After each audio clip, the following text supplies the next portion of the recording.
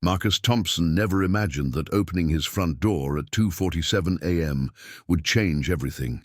The single father of two had been surviving on 3 hours of sleep, working double shifts at the automotive plant while raising his kids alone. But when he found a frail woman collapsed on his porch steps, shivering in clothes that looked like they hadn't been washed in weeks, something inside him refused to walk away. He had no idea that this stranger, who seemed to have nothing left in the world, was actually worth more than his entire neighborhood combined. Before we jump back in, tell us where you're tuning in from. And if this story touches you, make sure you're subscribed, because tomorrow I've saved something extra special for you. The autumn rain had been relentless in Cedar Falls, Ohio, turning the streets into rivers and making Marcus's evening commute from the Riverside manufacturing plant even more miserable than usual. His 1998 Honda Civic sputtered and coughed as he pulled into the driveway of his modest 2-bedroom rental house, the same sound it had been making for the past 6 months. He kept telling himself he'd get it fixed when he had the money, but between rent, groceries, and his kids' school supplies, that day never seemed to come. Marcus sat in the driver's seat for a moment, watching the rain streak down his windshield. At 34, he felt decades older. The lines around his eyes had deepened since his wife Sarah had passed away from cancer 2 years ago, leaving him to raise 8-year-old Emma and 6-year-old Tyler on his own. The life insurance money had covered the medical bills and funeral costs, but nothing more. Every day was a balancing act between being the father his children needed and the provider they depended on. He grabbed his worn leather tool bag and lunch cooler from the passenger seat, then made a dash for the front porch. The key stuck in the lock as it always did, requiring that specific wiggle-and-turn technique he'd mastered over the past year of living there. Inside, he could hear the television playing cartoons, which meant Mrs. Rodriguez from next door was still watching the kids. "Daddy!" Emma's voice rang out as soon as he stepped through the door. She ran to him, her blonde pigtails bouncing, followed closely by Tyler, who was clutching a stuffed dinosaur that had seen better days. "Hey there, sunshine," Marcus said, kneeling down to hug both children. Despite his exhaustion, their energy always managed to lift his spirits. "Did you two behave for Mrs. Rodriguez?" "We made mac and cheese for dinner," Tyler announced proudly, his gap-toothed grin wide. "I stirred it and Emma measured the milk." Mrs. Rodriguez appeared from the kitchen, wiping her hands on a dish towel. At 72, she was a godsend to Marcus, refusing to accept payment for watching the children despite his insistence. "They were angels, as always," she said in her gentle voice, tinged with a slight Spanish accent. Emma finished her math homework, and Tyler practiced his reading. Marcus felt the familiar pang of guilt that came with having to rely on others. Mrs. Rodriguez already had her own family to worry about, but she'd stepped in without hesitation when Marcus had explained his situation. "I don't know how to thank you enough, Rosa," he said, using the name she'd insisted he call her. "You helped me with my groceries, you fixed my sink last month, and you shovel my walkway every winter," she replied, gathering her purse and light jacket. "We take care of each other, Marcus. That's what neighbors do." After she left, Marcus helped the kids with their nighttime routine. Bath time was always an adventure with Tyler, who seemed to think soap was optional, while Emma had recently developed opinions about which pajamas were too babyish for a third grader. By the time both children were tucked into their beds in the room they shared, Marcus felt ready to collapse. He stood in their doorway for a moment, watching them sleep. Emma had fallen asleep reading a library book about horses, while Tyler clutched his dinosaur and breathed softly. These moments made everything worthwhile. Every extra shift, every skipped meal, so they could have seconds. Every night he'd stayed up fixing their broken toys instead of resting. The house felt eerily quiet after the chaos of the evening routine. Marcus heated up leftover mac and cheese, in the microwave and sat at the small kitchen table, reviewing the bills that had accumulated throughout the week. The electricity bill was higher than usual, probably from running the heater more as the weather turned cold. The rent was due in 2 weeks, and while he had enough to cover it, there wouldn't be much left over for groceries. He'd been considering taking on weekend work at a local hardware store, but that would mean even less time with Emma and Tyler. The thought of missing more of their childhood than he already did made his chest tight. Sarah had always been the one who handled the household finances, the one who somehow made their modest income stretch to cover everything they needed. Marcus was still learning how to be both parents at once. Around 11:30 p.m., he finally allowed himself to head to bed. He had to be up at 5:30 a.m. for another 10-hour shift at the plant. As he brushed his teeth, he caught sight of himself in the bathroom mirror. The man looking back at him seemed tired beyond his years, with stubble that needed shaving and eyes that had lost some of their light. But he was still standing, still fighting for his family, and that had to count for something. Sleep came fitfully, interrupted by the sound of rain against the windows and the occasional creak of the old house settling. Around 2:30 a.m., Marcus woke to what sounded like movement on the front porch. Living in a neighborhood that had seen better days, he'd learned to be cautious about unusual noises at night. He slipped out of bed and moved quietly to the front window, pulling the curtain aside just enough to peer out. The porch light had burned out weeks ago, and he hadn't gotten around to replacing it yet. In the dim light from the street lamp, he could barely make out a figure huddled against the front door. Marcus's first instinct was to call the police, but something about the person's posture gave him pause. They weren't trying to break in or cause trouble. They were sitting with their knees drawn up, head down, looking more like someone seeking shelter than someone looking to cause harm. He grabbed a flashlight from the kitchen drawer and quietly unlocked the front door, careful not to wake the children. The figure startled as the beam of light fell across them, and Marcus found himself looking at a woman who appeared to be in her 50s. Her dark hair was streaked with grey and hung in tangled strands around her face. Her clothes were dirty and torn in several places, and she was shivering violently in the cold rain. "I'm sorry," she said, her voice hoarse and barely above a whisper. "I didn't mean to bother anyone. I was just trying to stay dry." Marcus stood there for a moment, taking in the scene. The woman looked like she hadn't eaten in days. Her cheeks were hollow, and her eyes held the kind of exhaustion that came from sleeping rough. Everything about her situation screamed desperation, and despite his own financial struggles, Marcus couldn't bring himself to turn her away. "When was the last time you ate something?" he asked, lowering the flashlight so it wasn't shining directly. In her eyes, the woman looked surprised by the question. I'm not sure. Maybe yesterday or the day before." She wrapped her arms tighter around herself, and Marcus noticed her hands were scraped and dirty. Without fully thinking through the implications, Marcus stepped back and opened the door wider. "Come inside. You can't stay out here in this weather." The woman's eyes widened and she shook her head quickly. "Oh no, I couldn't. I don't want to impose. I'll find somewhere else." "Where?" Marcus asked gently. "It's almost 3 in the morning and this rain isn't letting up.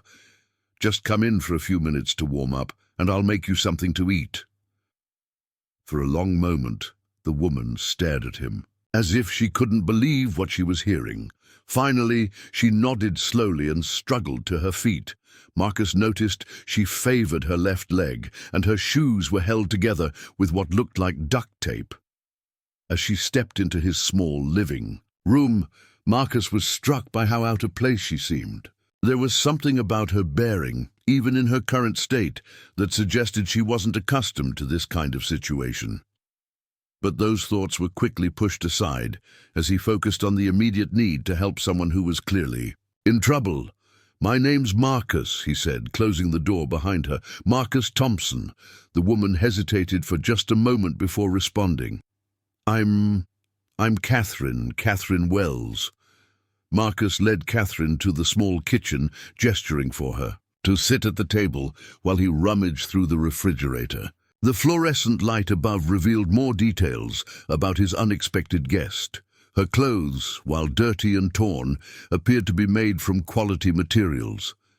The fabric of her jacket, despite its current condition, had a weight and texture that suggested it hadn't come from a discount store. But these observations were fleeting as Marcus focused on finding something substantial to feed her. "I've got some leftover soup from yesterday," he said, pulling out a container. "And I can make you a sandwich. Nothing fancy, but it'll fill you up." Catherine sat rigidly in the chair, her hands folded in her lap. "You really don't need to do this. I've managed on my own for weeks now." "Weeks?" Marcus paused while ladling soup into a bowl. "You've been on the streets for weeks?" A shadow crossed Catherine's face, and she looked away. "Things happen. Life changes faster than you expect sometimes." Marcus placed the bowl in the microwave and began assembling a peanut butter and jelly sandwich. He wanted to ask more questions, but something about Catherine's demeanor suggested she wasn't ready to share her story. Instead, he focused on being a good host, despite the unusual circumstances. "I hope you don't mind grape jelly," he said, cutting the sandwich in half. "My son Tyler refuses to eat anything else, so that's what we keep in the house." A small smile flickered across Catherine's lips. "You have children?" "2 kids. Emma's 8, Tyler's 6. They're sleeping upstairs." Marcus set the sandwich on a plate as the microwave beeped. "Their mother passed away a couple years ago, so it's just the 3 of us now." Catherine's expression softened considerably. "I'm so sorry for your loss. That must be incredibly difficult." "Some days are harder than others," Marcus admitted, placing the hot soup and sandwich in front of her. "But they keep me going. Give me a reason to get up every morning." Catherine stared at the food for a moment, and Marcus was surprised to see tears welling up in her eyes. "I can't remember the last time someone showed me kindness like this," she said quietly. "Preparing and narrating this story took us a lot of time, so if you are enjoying it, subscribe to our channel. It means a lot to us. Now back to the story." "Everyone deserves a hot meal and a safe place to rest," Marcus replied, sitting across from her. "Eat up. You look like you need it." As Catherine began eating, Marcus couldn't help but notice her mannerisms. Despite her obvious hunger, she ate slowly and deliberately, using proper posture and handling the spoon with a refinement that seemed at odds with her current situation. When she reached for the sandwich, her movements were graceful, almost unpracticed, as if she'd attended countless formal dinners. "This is delicious," Catherine said after several spoonfuls of soup. "Thank you." "It's just canned soup heated up," Marcus laughed. "Nothing special." "Sometimes the simplest things are the most meaningful," Catherine replied, and there was something in her voice that suggested she spoke from recent experience. While Catherine ate, Marcus found himself studying her face. Beneath the dirt and exhaustion, he could see that she was probably an attractive woman. Her bone structure was elegant, and her eyes, though tired, held an intelligence that seemed sharp despite her current circumstances. There were small details, too.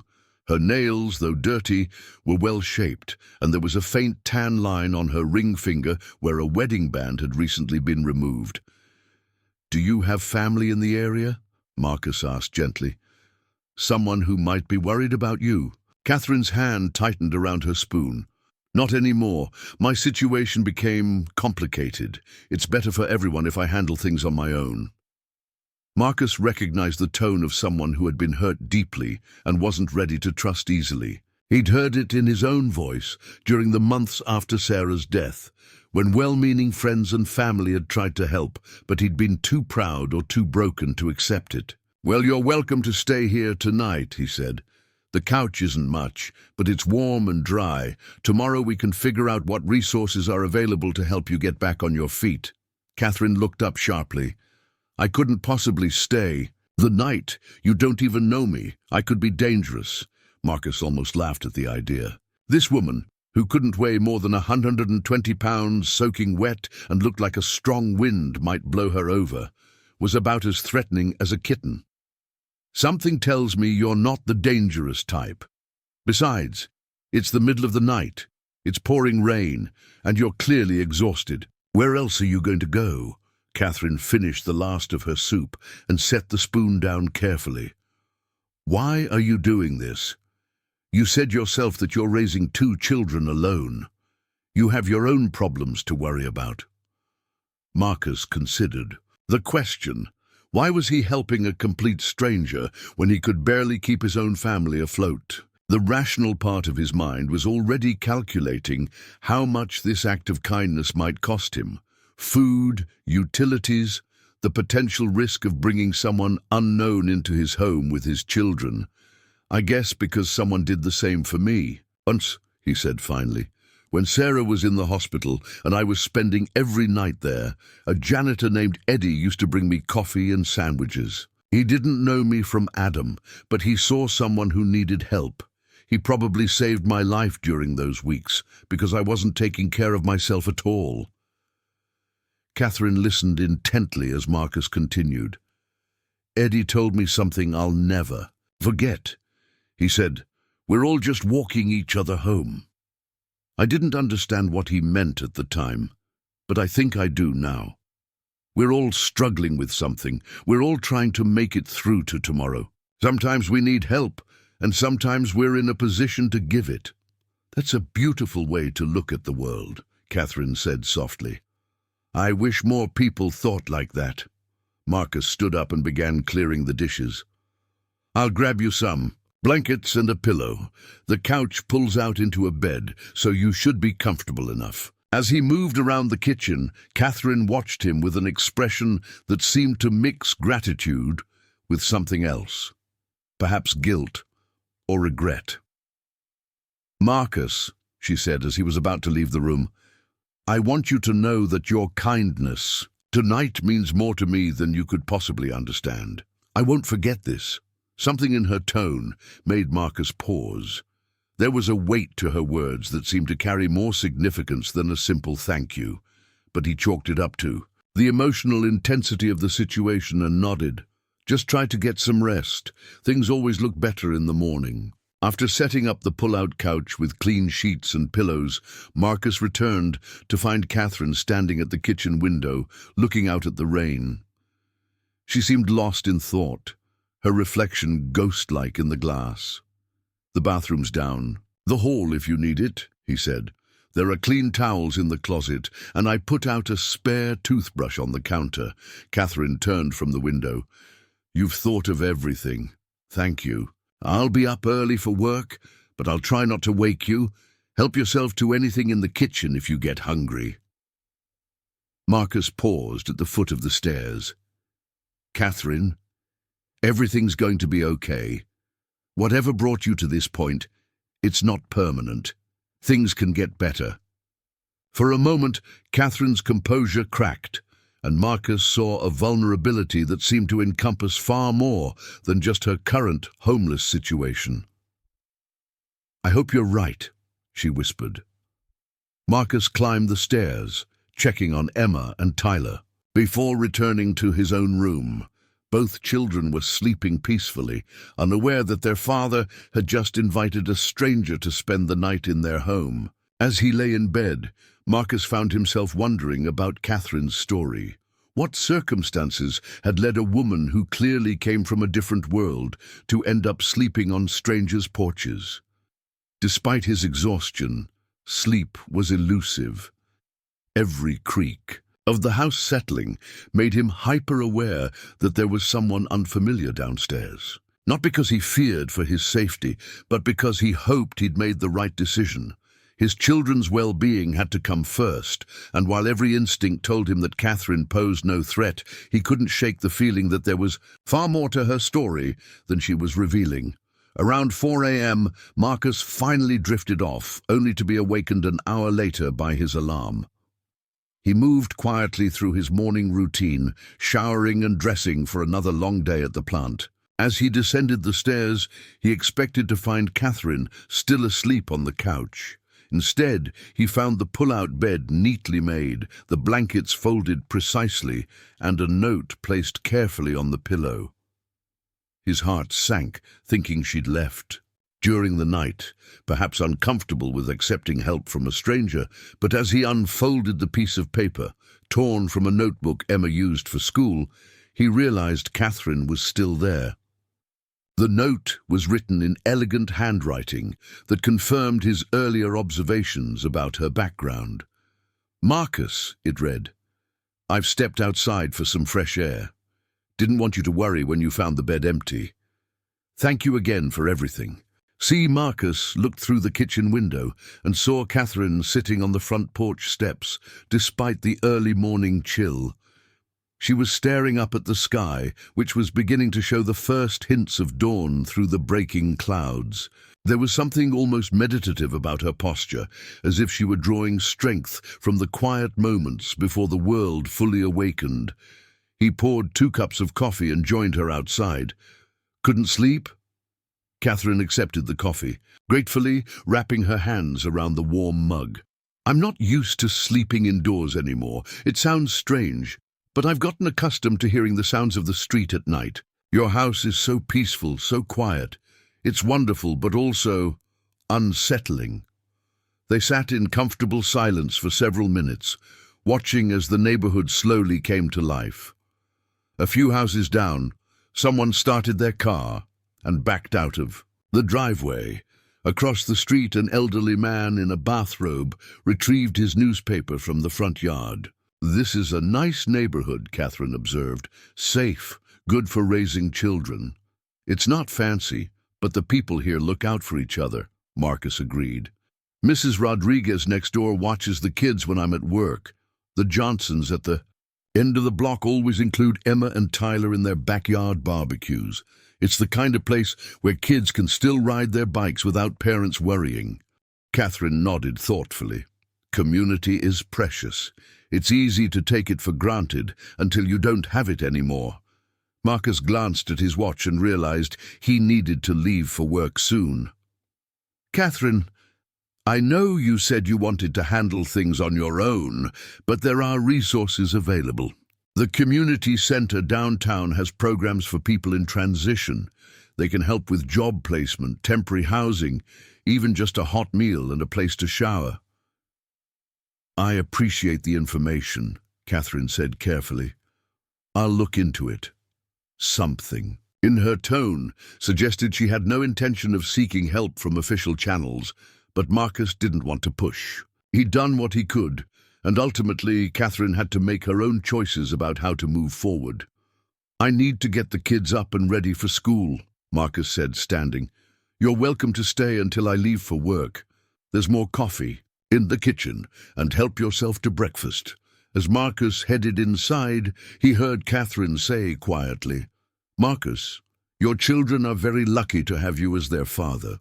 The comment stayed with him as he went through the morning routine with Emma and Tyler.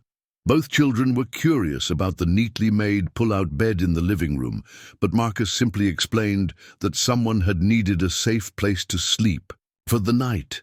Emma, always the more inquisitive of the two, wanted to know if the person was okay now, while Tyler was primarily concerned with whether there would still be enough cereal for breakfast. By the time Marcus was ready to leave for work, Catherine had returned to the kitchen and was washing the coffee mugs in the sink. She'd somehow managed to make herself look more presentable, though Marcus couldn't figure out how she'd accomplished it with the limited resources available. "I'll be gone until around 6 tonight," he told her. "If you're still here when I get back, we can talk about longer-term options. If not, I understand. Either way, I hope things work out for you." Catherine dried her hands on the dish towel and turned to face him. For a moment, she seemed to be struggling with something internally, as if debating whether to share information she'd been keeping to herself. "Marcus," she said finally. "There's something I need you to know. Things in my life are going to change. Very soon. When they do, I want to find a way to repay your kindness. What you've done for me tonight isn't something I'll forget." Before Marcus could respond, Catherine had moved past him toward the front door. "I should go. You have a family to provide for, and I've imposed enough." Marcus watched from the doorway as Catherine walked down the street, her figure growing smaller until she disappeared around the corner. He couldn't shake the feeling that their paths would cross again, though he had no idea how prophetic that intuition would prove to be. 3 weeks passed before Marcus saw Catherine again. The memory of that rainy night had faded into the background of his daily routine, though he occasionally found himself wondering what had happened to the mysterious woman who'd appeared on his porch. Life had continued its relentless pace. Work, children, bills, and the constant juggling act of single parenthood. The first sign that something unusual was happening came on a Tuesday afternoon when Marcus arrived home from work to find Emma and Tyler unusually excited. They practically bounced off the walls as he walked through the front door, both talking at once about something that had happened at school. Slow down, Marcus laughed, setting down his lunch cooler and kneeling to their level. "One at a time. Emma, you first." "There's a lady at school who's been asking about us," Emma said, her eyes bright with curiosity. "She talked to Mrs. Henderson, and Mrs. Henderson said she might be able to help with some things we need." Marcus felt a chill run down his spine. In his experience, when strangers started asking questions about his family at school, it usually meant someone was questioning his ability to care for his children. Child Protective Services had visited once before, after a concerned teacher noticed Tyler wearing the same clothes 3 days in a row during a particularly difficult financial stretch. "What kind of lady?" Marcus asked, trying to keep his voice calm. "What did she look like?" Tyler jumped in, unable to contain his excitement. "She was really nice, and she had pretty gray hair, and she asked if we liked to read books." Marcus's unease deepened. "Did she tell you her name?" "Mrs. Catherine something," Emma said, scrunching her face in concentration. "I can't remember her last name, but she seemed really interested in our school and whether we had everything we needed for our classes." The name Catherine hit Marcus like a physical blow. Could it be the same woman? After 3 weeks, why would she suddenly show up at his children's school? His protective instincts kicked into high gear as he considered the implications. "Kids, listen to me very carefully," he said, placing a hand on each of their shoulders.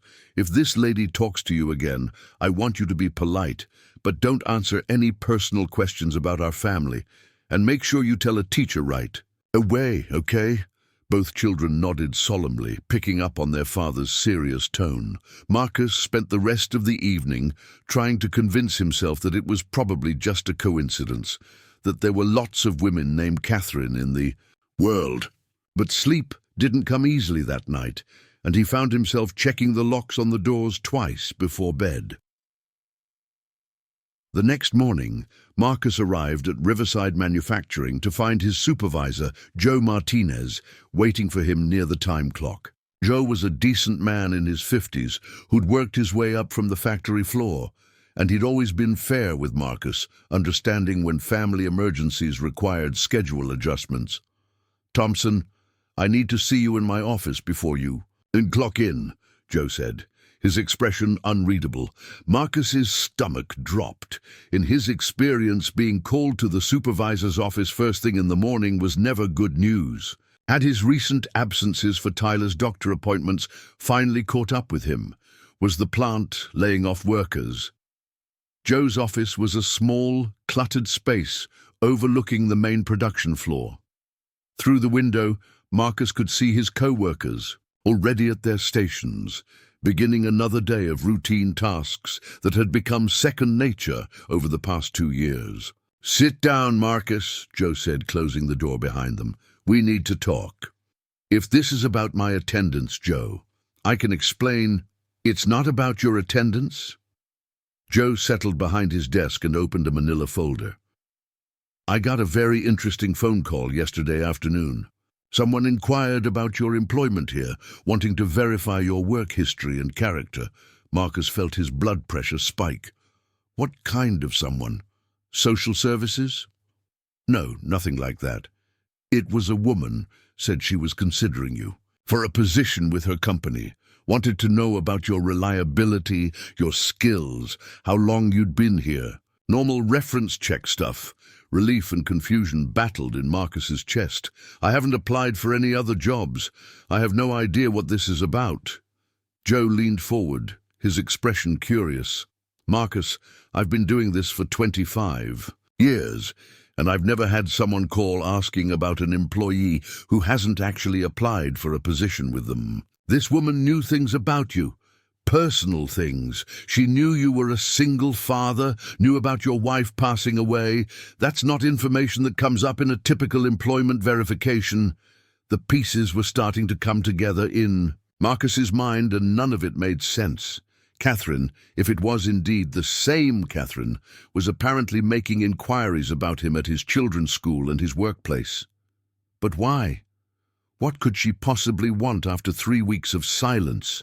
What did you tell her? Marcus asked.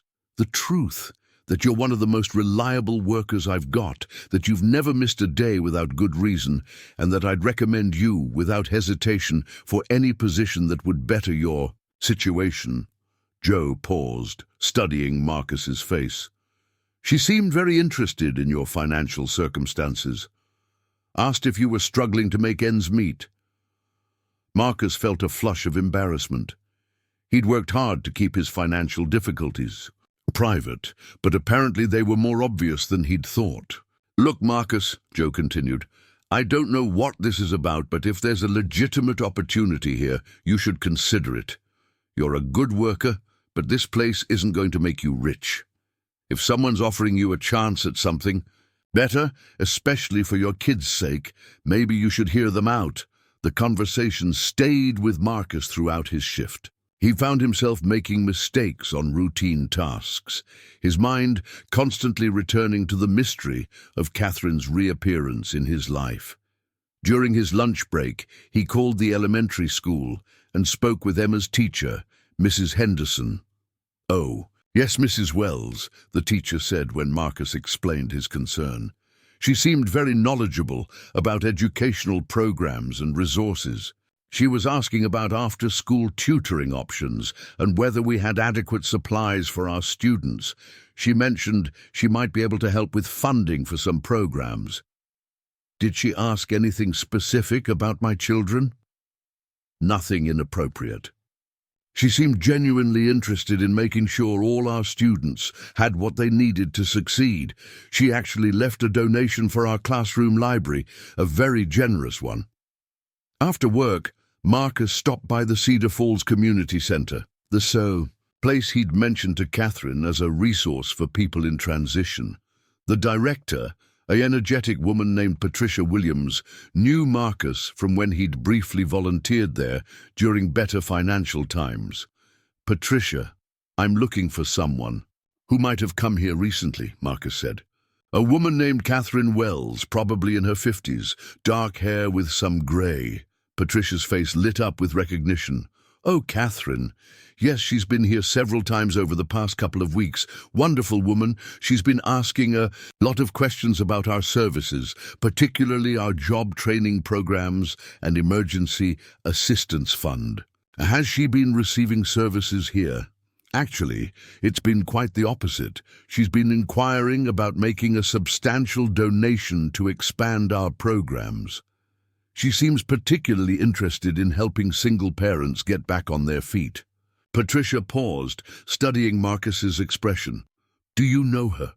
She mentioned something about wanting to help specific families in the community who had shown her kindness. Marcus felt like he was trying to solve a puzzle with half the pieces missing. Every interaction painted a picture of Catherine as someone with resources and influence, not the desperate homeless woman who'd collapsed on his porch 3 weeks ago. That evening, as Marcus helped Emma with her homework and Tyler with his bath, he kept glancing out the windows, half expecting to see a familiar figure on his front porch. The children had moved on from their excitement about the mysterious lady at school, but Marcus couldn't shake the feeling that his life was about to change in ways he couldn't imagine. Around 9 o'clock, after both kids were asleep, Marcus's phone rang. The caller ID showed an unknown number with a local area code. "Hello?" he answered cautiously. "Marcus? This is Catherine Wells. I believe we need to talk." Marcus's grip tightened on the phone. "Catherine, I've been hearing your name a lot lately. I'm sure you have questions. I was hoping we could meet tomorrow evening if you're available. There are things I need to explain, and a proposition I'd like to discuss with you." "A proposition? It's complicated, and not something I want to discuss over the phone. Are you familiar with the Willowbrook Country Club on Oak Street?" Marcus almost laughed. The Willowbrook Country Club was where Cedar Falls' wealthy elite held their charity galas and business meetings. It was as far removed from his world as the surface of the moon. "I know where it is, but Catherine, I don't think that's really my kind of place." "Trust me, Marcus. Meet me there tomorrow at 7 o'clock. Ask for the Hamilton private dining room. And Marcus, dress nicely, but don't worry if you don't have anything formal. You're my guest, and you'll be treated with respect." The Hamilton private dining room? Marcus had never heard of such a thing, but the way Catherine spoke suggested she was familiar with the club's most exclusive areas. "Catherine, what's this about? Why have you been asking questions about me and my kids?" There was a long pause before she answered. "Because I owe you a debt that can never truly be repaid, but I'm going to try. What you did for me that night changed everything, Marcus. Everything. And now I'm in a position to change things for you, if you'll let me." After Catherine hung up, Marcus sat in his quiet living room, trying to process what had just happened. The woman who'd been sleeping rough on his porch was now making appointments at exclusive country clubs and talking about substantial donations to community organizations. Either she'd experienced the most dramatic change in circumstances in recorded history, or there was far more to Catherine Wells than he'd ever imagined. He found himself pacing the small house, alternating between skepticism and curiosity. Part of him wondered if this was some kind of elaborate scam, but what would be the point? He had nothing of value to steal, no significant assets to target. Another part of him remembered the way Catherine had carried herself that night, the refinement in her mannerisms that had seemed at odds with her situation. Marcus pulled out his laptop, an aging device that Sarah had used for her freelance graphic design work before she got sick. He'd kept it mainly for the kids to use for school projects, but tonight he opened a web browser and typed Catherine Wells Cedar Falls into the search engine. The results were immediate and shocking. The first hit was from the Cedar Falls Business Journal, dated just 2 weeks ago. Wells Foundation announces major initiative for local community programs. The accompanying photo showed a woman in an elegant business suit cutting a ribbon at what appeared to be a charity event. Even cleaned up and professionally dressed, Marcus recognized her immediately. But it was the second search result that made him sink into his chair in disbelief. From the financial section of the Columbus Dispatch, dated 6 months earlier, Catherine Wells takes leave of absence from Wells Industries following divorce settlement. The article went on to describe Catherine as the former CEO of a multinational corporation and recent recipient of what was described as one of the largest divorce settlements in Ohio history. Marcus continued reading, piecing together a story that seemed impossible to reconcile with the woman he'd found on his porch. Catherine Wells had apparently been embroiled in a bitter divorce from her husband of 25 years, a man who'd attempted to freeze her assets and destroy her reputation through a series of legal maneuvers.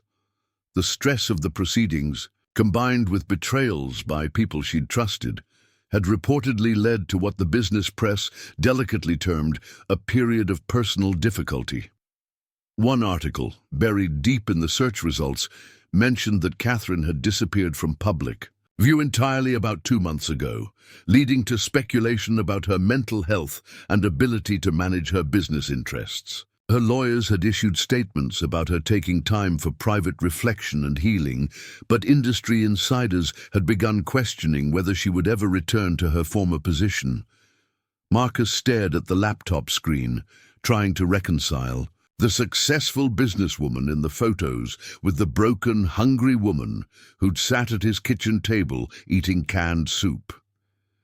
According to the articles, Catherine Wells was worth hundreds of millions of dollars. She owned homes in 3 states, sat on the boards of major corporations, and had been featured on the cover of Forbes magazine just 2 years earlier. Yet she'd been sleeping on strangers' porches, apparently unable or unwilling to access her vast resources. The more Marcus read, the more he understood that Catherine's homelessness hadn't been about money. It had been about something far more complex. The articles hinted at legal battles that had left her unable to trust anyone, family betrayals that had isolated her from her support systems, and a complete breakdown of everything she'd thought she could rely on. Marcus closed the laptop and sat in the darkness of his living room, trying to process what he'd learned. Tomorrow evening, he will be meeting with one of the wealthiest women in Ohio, a woman who apparently felt she owed him something significant for a simple act of human kindness. The irony wasn't lost on him. For 3 weeks, he'd worried about Catherine's well-being, wondering if she'd found shelter and safety. Meanwhile, she'd apparently been putting her life back together and researching every aspect of his situation, preparing for a meeting that could change everything. As Marcus finally headed to bed, he realized that tomorrow's conversation at the Willowbrook Country Club would either be the beginning of something incredible or the most surreal experience of his life. Either way, his quiet existence as a struggling single father was about to become much more complicated. Marcus stood in front of his bedroom mirror, adjusting his tie for the 3rd time. The navy blue suit had been purchased for Sarah's funeral 2 years ago and hadn't been worn since. It still fit, though the jacket felt loose around his shoulders, a reminder of the weight he'd lost during the stress of single parenthood and financial strain. Mrs. Rodriguez had agreed to watch Emma and Tyler for the evening, though Marcus had been vague about where he was going. How could he explain that he was meeting a billionaire at an exclusive country club? The whole situation still felt surreal, like something that happened to other people in movies, not to automotive plant workers from Cedar Falls. The drive to Willowbrook Country Club took him through the most affluent part of town, past sprawling estates hidden behind iron gates and manicured hedges. Marcus had delivered pizzas in this neighborhood during college, but he'd never imagined himself as a guest at its most prestigious establishment. The club's entrance was imposing, a circular driveway lined with perfectly trimmed topiaries leading to a colonial-style building that reeked of old money and tradition. Marcus parked his sputtering Honda between a BMW and a Mercedes, feeling acutely aware of how out of place his vehicle looked. A uniformed valet approached as Marcus stepped out of his car. "Good evening, sir. Will you be dining with us tonight?" "I'm meeting someone in the Hamilton private dining room," Marcus said, trying to project more confidence than he felt. The valet's demeanor immediately became more deferential. "Of course, sir. Right through the main entrance, and the concierge will direct you." The interior of the club was exactly what Marcus had expected. Rich mahogany paneling, oil paintings of stern-looking men in hunting attire, and the kind of thick carpeting that absorbed sound and footsteps. The concierge, an elegantly dressed woman in her 40s, smiled warmly when he mentioned the Hamilton room. "Mrs. Wells is expecting you," she said, leading him down a hallway lined with photographs of the club's championship golf teams spanning Several decades. She arrived about 10 minutes ago. They stopped in front of heavy wooden doors, with brass nameplate reading Hamilton Private Dining Room. The concierge knocked softly and opened the door after hearing Catherine's voice from within. Marcus stepped into a room that was smaller and more intimate than he'd expected. A single table was set for two in the center of the space, with floor to ceiling. Windows overlooking the club's 18th hole. Catherine stood near the windows, and Marcus had to take a moment to reconcile this version of her with the woman he'd found on his porch. She wore a charcoal grey business suit that was perfectly tailored, and her hair had been styled in a way that made her look polished and professional. But it was her bearing that struck him most, the confidence and poise that suggested she was completely at home in environments like this. "Marcus," she said, moving toward him with a smile that seemed genuinely warm. "Thank you for coming. I know this must all seem very strange." "Strange is one word for it," Marcus replied, accepting her handshake. Her grip was firm, and he noticed that her hands, which had been scraped and dirty 3 weeks ago, now showed evidence of professional manicuring. Catherine gestured toward the table. "Please sit. I took the liberty of ordering wine, but if you prefer something else—" "Wine is fine," Marcus said, though he rarely drank alcohol and had no idea how to navigate the etiquette of a place like this. As they settled at the table, Catherine poured wine from a bottle that Marcus suspected cost more than his monthly grocery budget. The silence stretched between them, filled with the weight of unasked questions and unexplained circumstances. "I imagine you have questions," Catherine finally said. "A few," Marcus replied dryly. "Starting with who you really are and why you felt the need to research every aspect of my life." Catherine's smile faded slightly, replaced by an expression that mixed regret with determination. "My name really is Catherine Wells, and everything I told you that night was true. Just not complete. I was homeless, I was hungry, and I was more desperate than I'd ever been in my life. What I didn't tell you was that it was by choice." She paused to take a sip of wine, gathering her thoughts. "6 months ago, I was the CEO of Wells Industries, a company my grandfather founded, and that I'd spent my entire adult life building. I was married to a man I thought I knew, living in a world where I believed I could trust the people closest to me." Marcus listened without interrupting as Catherine continued. "My divorce proceedings revealed that my husband had been systematically embezzling from the company for years, using his position and my trust to steal millions of dollars. Worse, several people I considered close friends were involved. My personal assistant, my lawyer, even my own brother." The pain in Catherine's voice was evident, and Marcus began to understand why someone with vast resources might choose to live on the streets rather than risk further betrayal. "The legal process was brutal," Catherine continued.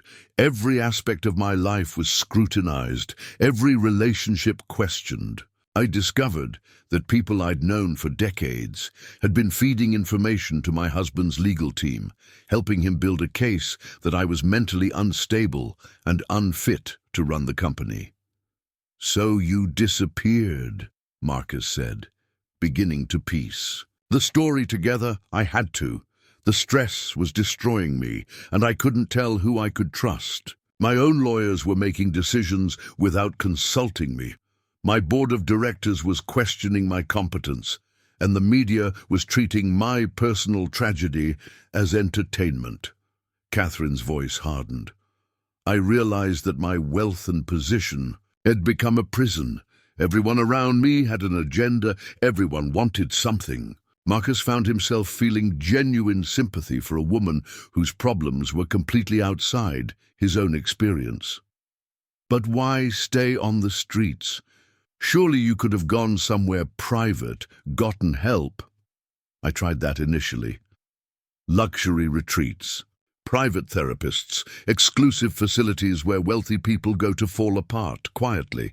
But even there, I felt like I was performing, playing a role. I needed to strip away everything, all the trappings of success, all the expectations, and figure out who I really was underneath it all. Catherine leaned forward, her eyes intense. For the first time in my adult life, I experienced what it was like to have nothing, to be truly vulnerable, and in that vulnerability, I discovered something I'd forgotten, that there are people in the world who help others simply because it's the right thing to do. The waiter appeared to take their dinner orders, and Marcus realized he'd been so absorbed in Catherine's story that he hadn't even looked at the menu. Catherine ordered for both of them, choosing items that sounded sophisticated but not overly complicated. "That night on your porch," Catherine continued once they were alone again, "you didn't know anything about me except that I needed help. You didn't ask what was in it for you. You didn't demand my story. You didn't judge me for my situation. You just helped." Marcus shifted uncomfortably. Anyone would have done the same thing. "No, Marcus, they wouldn't have. I spent 3 weeks on the streets before I ended up at your house. I was turned away from a dozen porches, ignored by countless people, treated like I was invisible or dangerous. You were the first person who saw me as a human being deserving of basic kindness." The waiter returned with their first course, giving Marcus a moment to process what Catherine was telling him.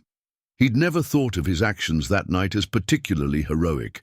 They'd seemed like the only reasonable response to someone in need. "So what happens now?" Marcus asked. "You've obviously gotten your life back together."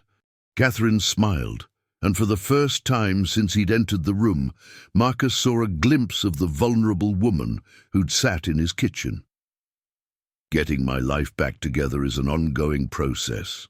The legal battles are resolved, the divorce is final, and I've regained control of my company. But more importantly, I've gained perspective on what really matters." She reached into her purse and withdrew a thick envelope, placing it on the table between them. "Which brings me to why I asked you here tonight." Marcus eyed the envelope warily. "Catherine, if you're trying to give me money because I helped you that night, I can't accept it. I didn't help you because I expected anything in return.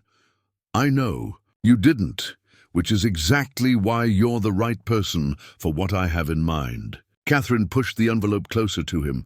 "This isn't charity, Marcus. It's a job offer." Marcus blinked in surprise. "A job offer?" "During my time away from the company, I've been thinking about how Wells Industries should evolve. We've always been focused on maximizing profits and expanding market share, but I want to do something more meaningful.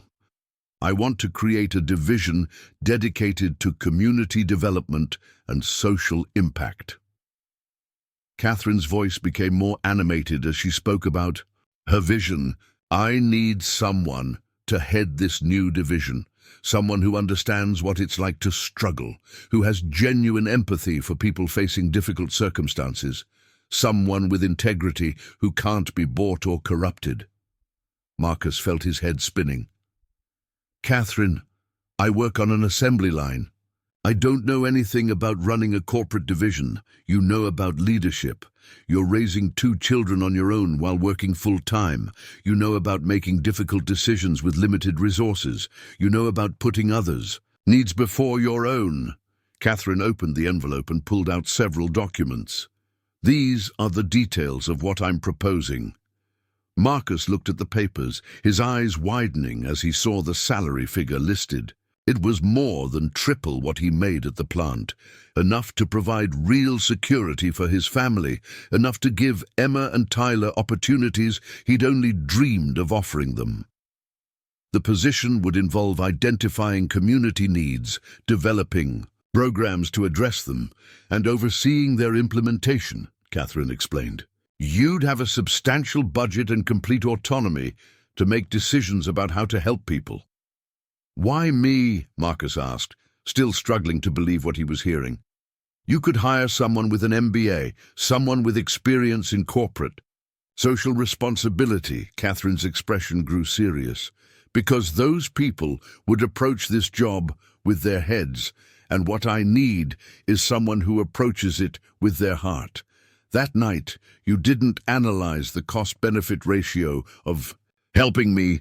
You didn't worry about liability or what your neighbors might think. You saw someone who needed help, and you helped them. Marcus set the papers down, feeling overwhelmed by the magnitude of what Catherine was offering. This is incredible, but I need time to think about it. This would change everything for my kids and me. Of course, take all the time you need. Catherine reached across the table and briefly touched his hand.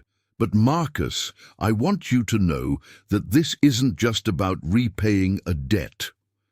In the 3 weeks since I left your house, I've had investigators verify everything I learned about you that night. Your character, your work ethic, your dedication to your children, everything confirmed what I already knew.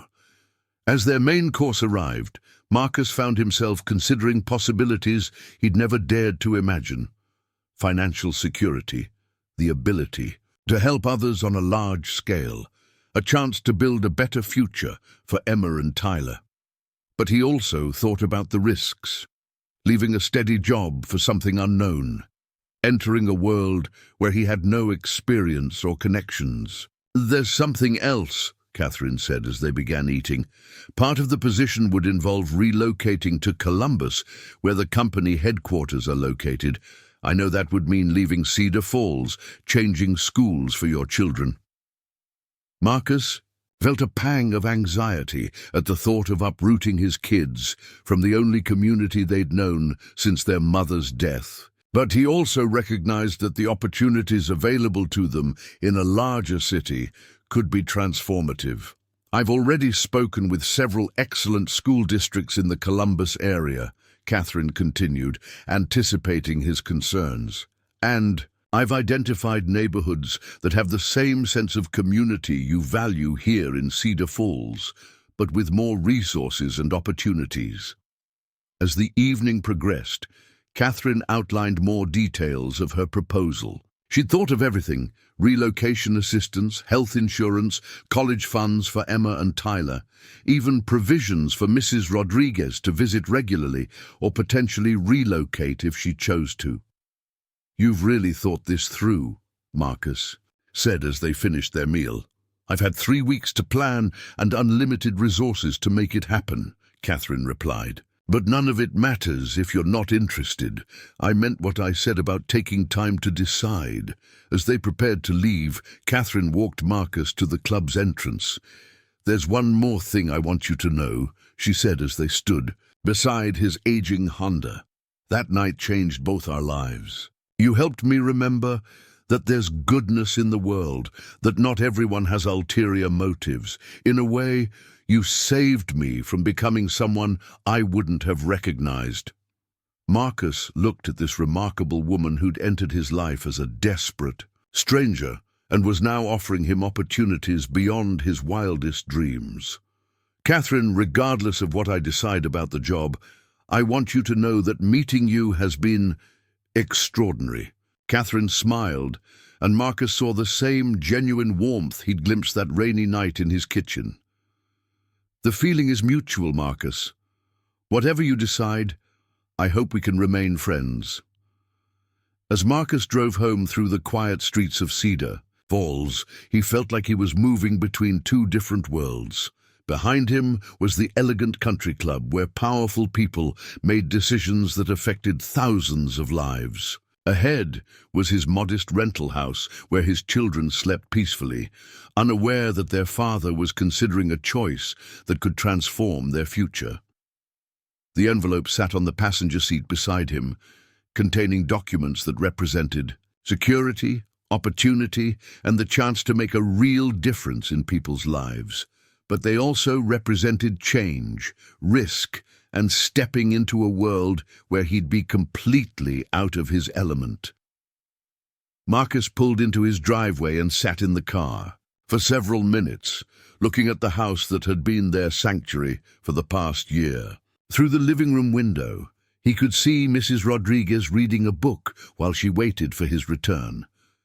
Everything about this moment felt like a crossroads, a decision point that would determine not just his future, but the future of everyone he cared about.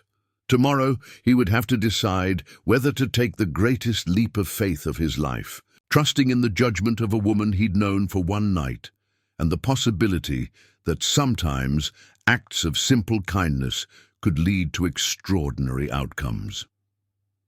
Marcus barely slept that night.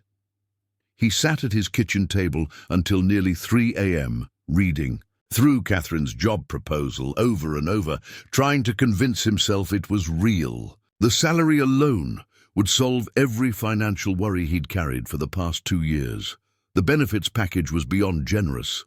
Health insurance that would cover not just basic needs, but dental, vision, and mental health services. There was even a provision for a company car, which meant he could finally retire his struggling Honda, but it was the job description itself that kept drawing his attention. The community impact director would oversee a budget of $50 million annually, working to identify and address systemic problems in underserved communities across Ohio. Housing initiatives, educational programs, job training, healthcare, access. The scope was enormous, and the potential for real change was staggering. When his alarm went off at 5:30 a.m., Marcus felt like he hadn't closed his eyes.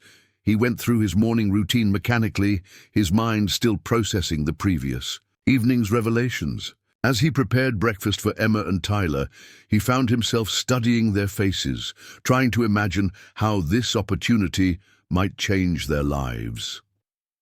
Emma was reading a library book while eating her cereal, the same worn copy of a horse story she'd checked out 3 times because they couldn't afford to buy books. Tyler was carefully arranging his cereal into patterns, a habit he'd developed that Marcus suspected was his way of finding control in a world that often felt chaotic. These were good kids who deserved every opportunity Marcus could provide, but was it fair to uproot them from the only stability they'd known since their mother's death? Mrs. Rodriguez had become like a grandmother to them, and the teachers at their school understood their situation and provided extra support when needed. At work that morning, Marcus found it impossible to concentrate. His usual tasks felt mechanical and meaningless compared to the possibilities Catherine had presented. During his lunch break, he called his sister Jennifer in Arizona, the only family member he still spoke with regularly. "You're kidding me," Jennifer said, after Marcus explained the situation. "The woman you helped turned out to be a billionaire, and now she's offering you a dream job? This is like something out of a movie." "That's what I keep thinking. It feels too good to be true." "Marcus, when has anything in your life been too good to be true? You've worked your ass off since Sarah died. You've sacrificed everything for those kids, and you've never caught a break. Maybe it's time the universe paid you back a little." Jennifer's perspective was helpful, but she'd never had children and didn't fully understand the weight of making decisions that would affect Emma and Tyler's entire future.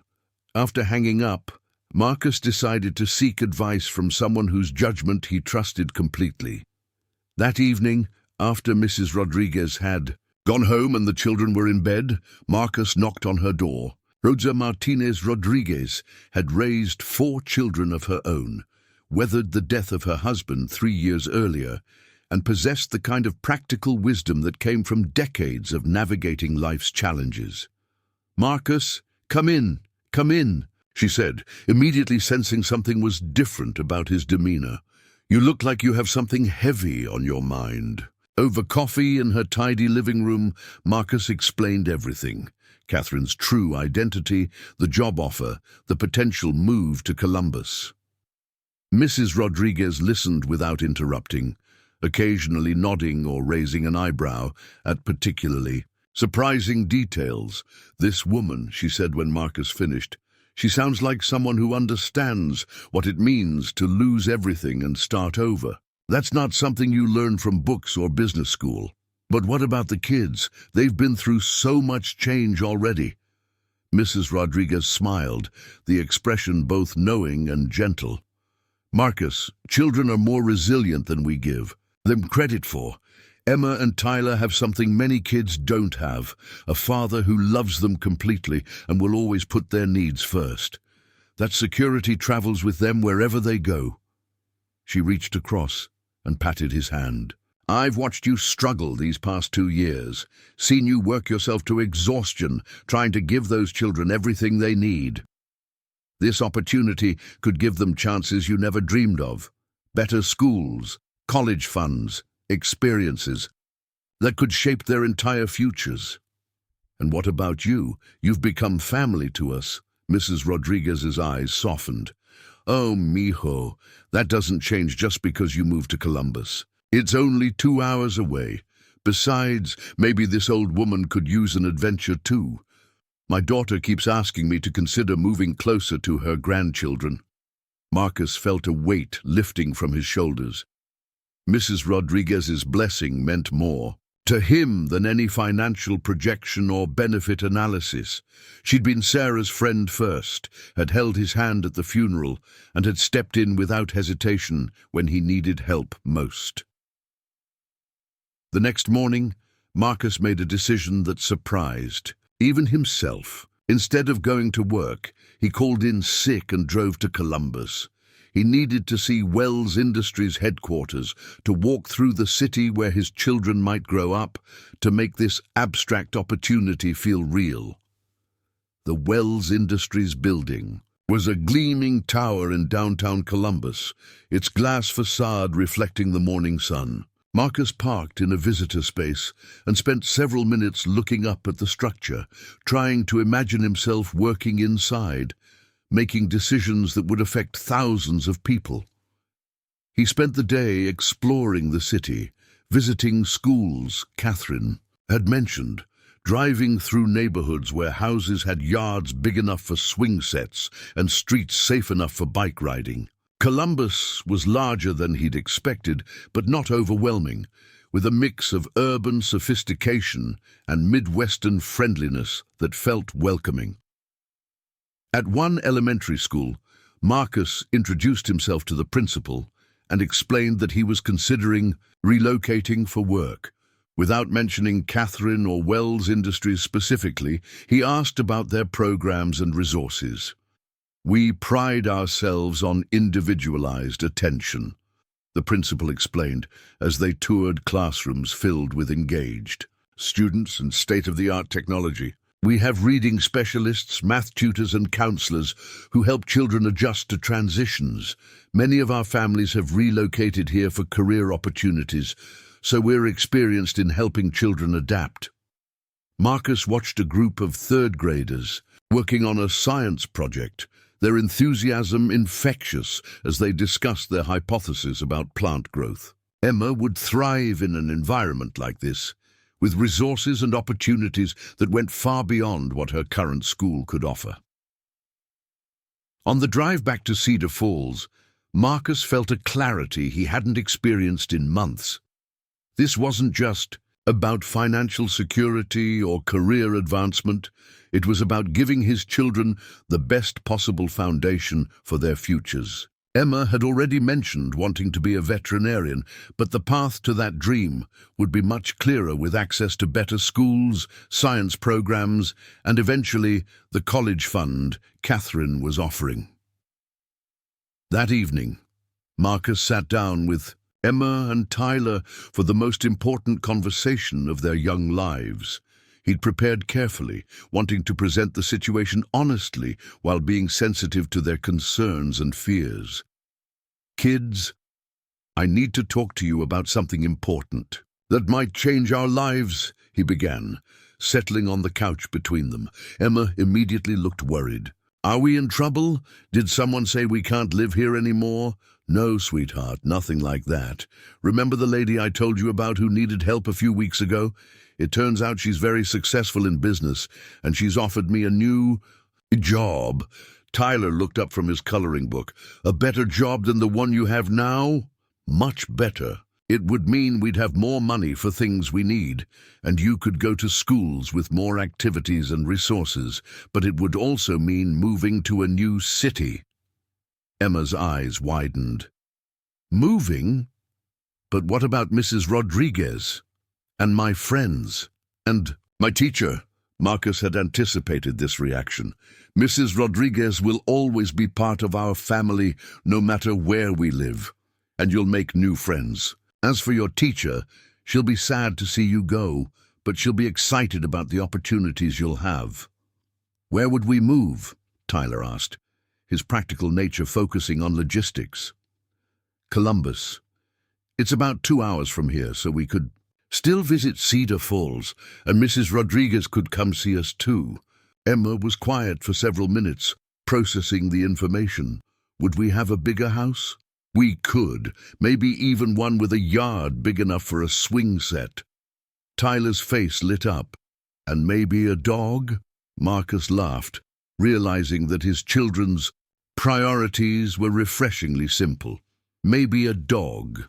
Emma, always the more cautious of the two, had more questions. What kind of job would it be? Would you still have to work so much?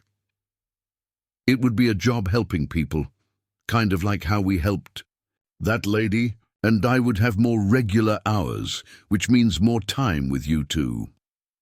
As the conversation continued, Marcus was struck by his children's resilience and adaptability. While Emma had legitimate concerns about leaving familiar surroundings, she was also excited about new possibilities. Tyler at 6 seemed to view the entire situation as an adventure. Can I think about it? Emma asked finally. Of course. This is a big decision for all of us, and I want everyone to feel good about it. Later that evening, after both children were asleep, Marcus found Emma's library book on the kitchen counter with a note tucked inside. In her careful third-grade handwriting, she'd written, "Daddy, I looked at pictures of Columbus on the school computer today. They have a zoo with horses. I think moving there might be okay if you think it's best for our family." Marcus felt tears welling up as he read his daughter's mature and trusting response.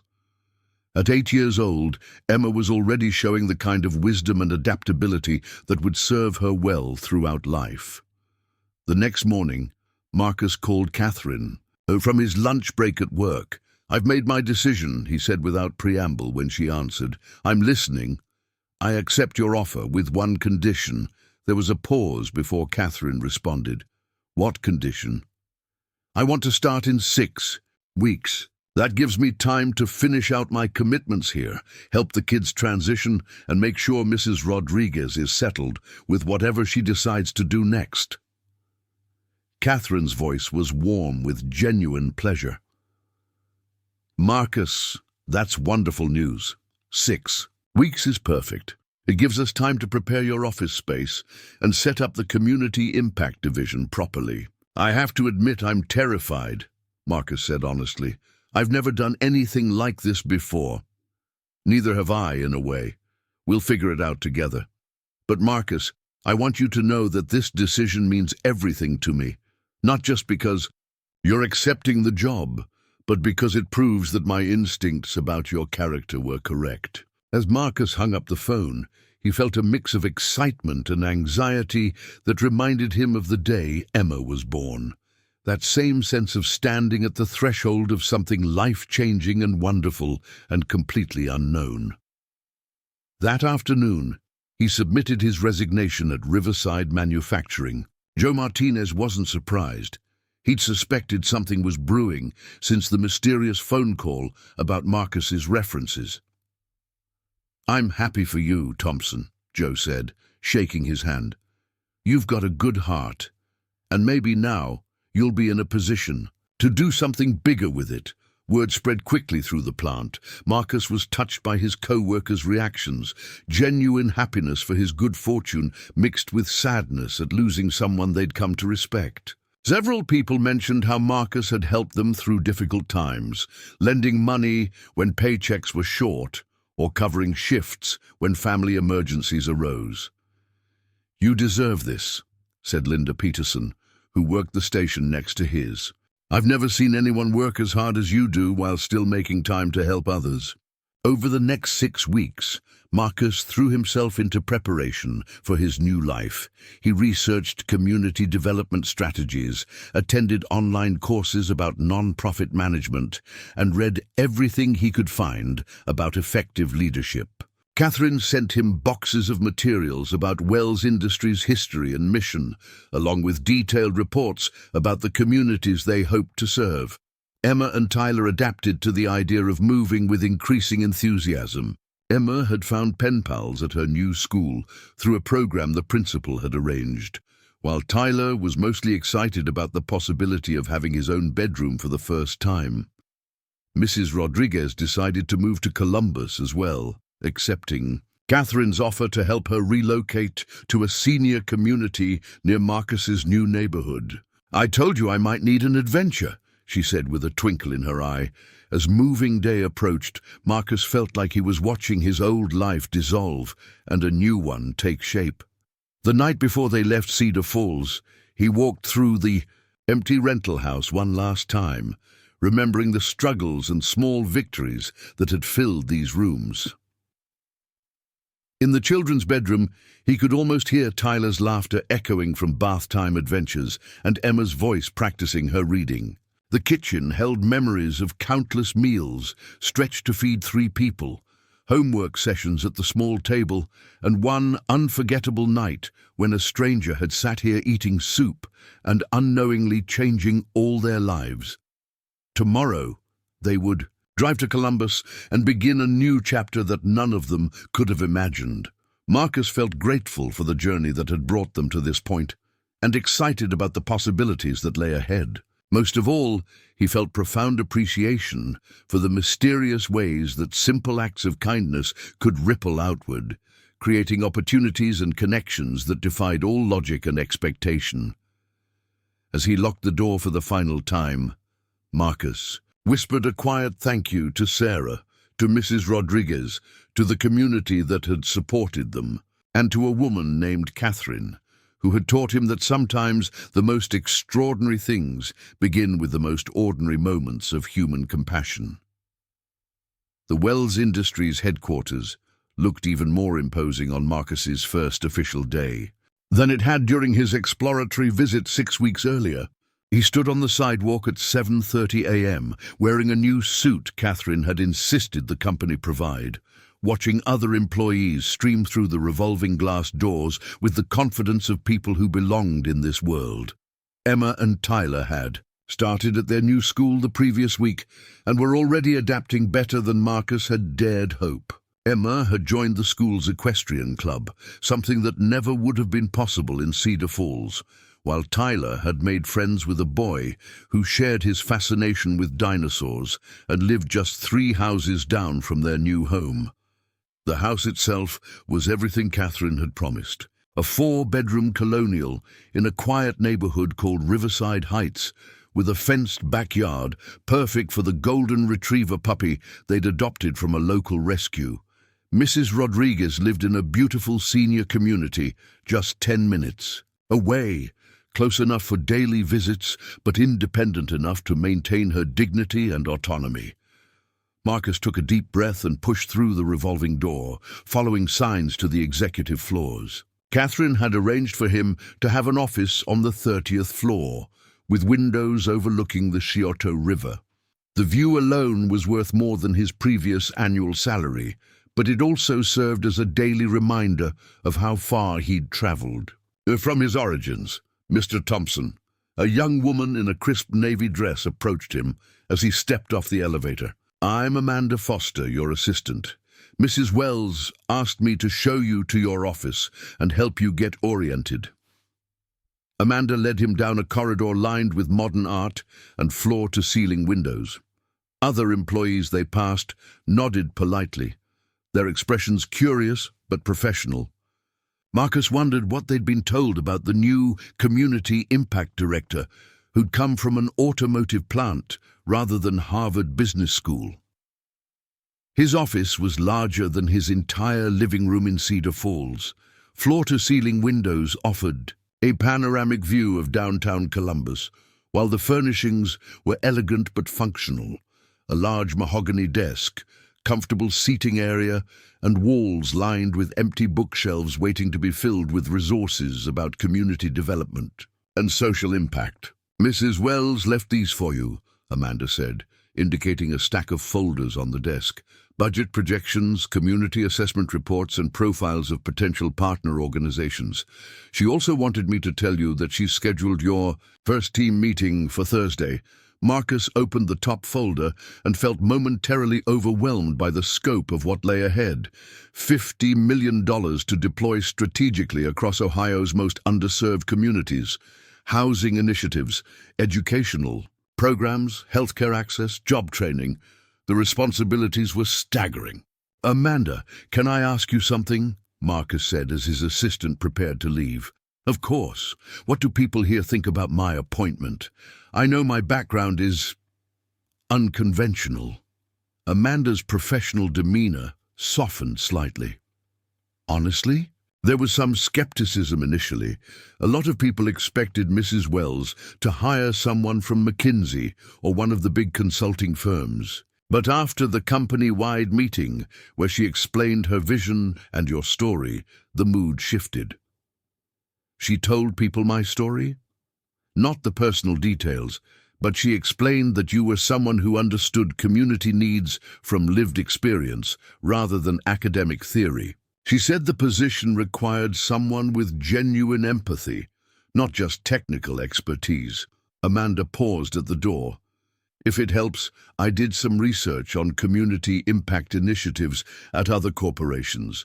The most successful ones are led by people who came up from the communities they serve, not MBA consultants who've never faced real hardship." After Amanda left, Marcus spent the morning reviewing the materials Catherine had prepared. The community assessment reports painted a sobering picture of need across Ohio. Rural areas where young people left for lack of opportunity. Urban neighborhoods where generations of families had been trapped in cycles of poverty. Small towns where the closure of a single factory had devastated entire economies. But there were also stories of resilience and hope. Community gardens that had transformed vacant lots. After-school programs that kept kids engaged and safe. Small business incubators that were creating local employment. Marcus began to see patterns, opportunities where strategic investment could amplify existing efforts rather than imposing solutions from outside. Around noon, Catherine appeared at his office door. She wore a burgundy business suit that conveyed authority while remaining approachable, and her smile seemed genuinely pleased to see him settling into his new role. "How's your first morning going?" she asked, settling into one of the chairs facing his desk. "Overwhelming but exciting," Marcus admitted. "The scope of what we're trying to accomplish is incredible." "It is, but that's why I needed someone like you, someone who won't be paralyzed by the magnitude of the challenge." Catherine gestured toward the report spread across his desk. "What's your initial assessment?" Marcus had been thinking about this question all morning. "I keep coming back to something Mrs. Rodriguez used to say, that the best help comes from people who understand your situation because they've lived it themselves.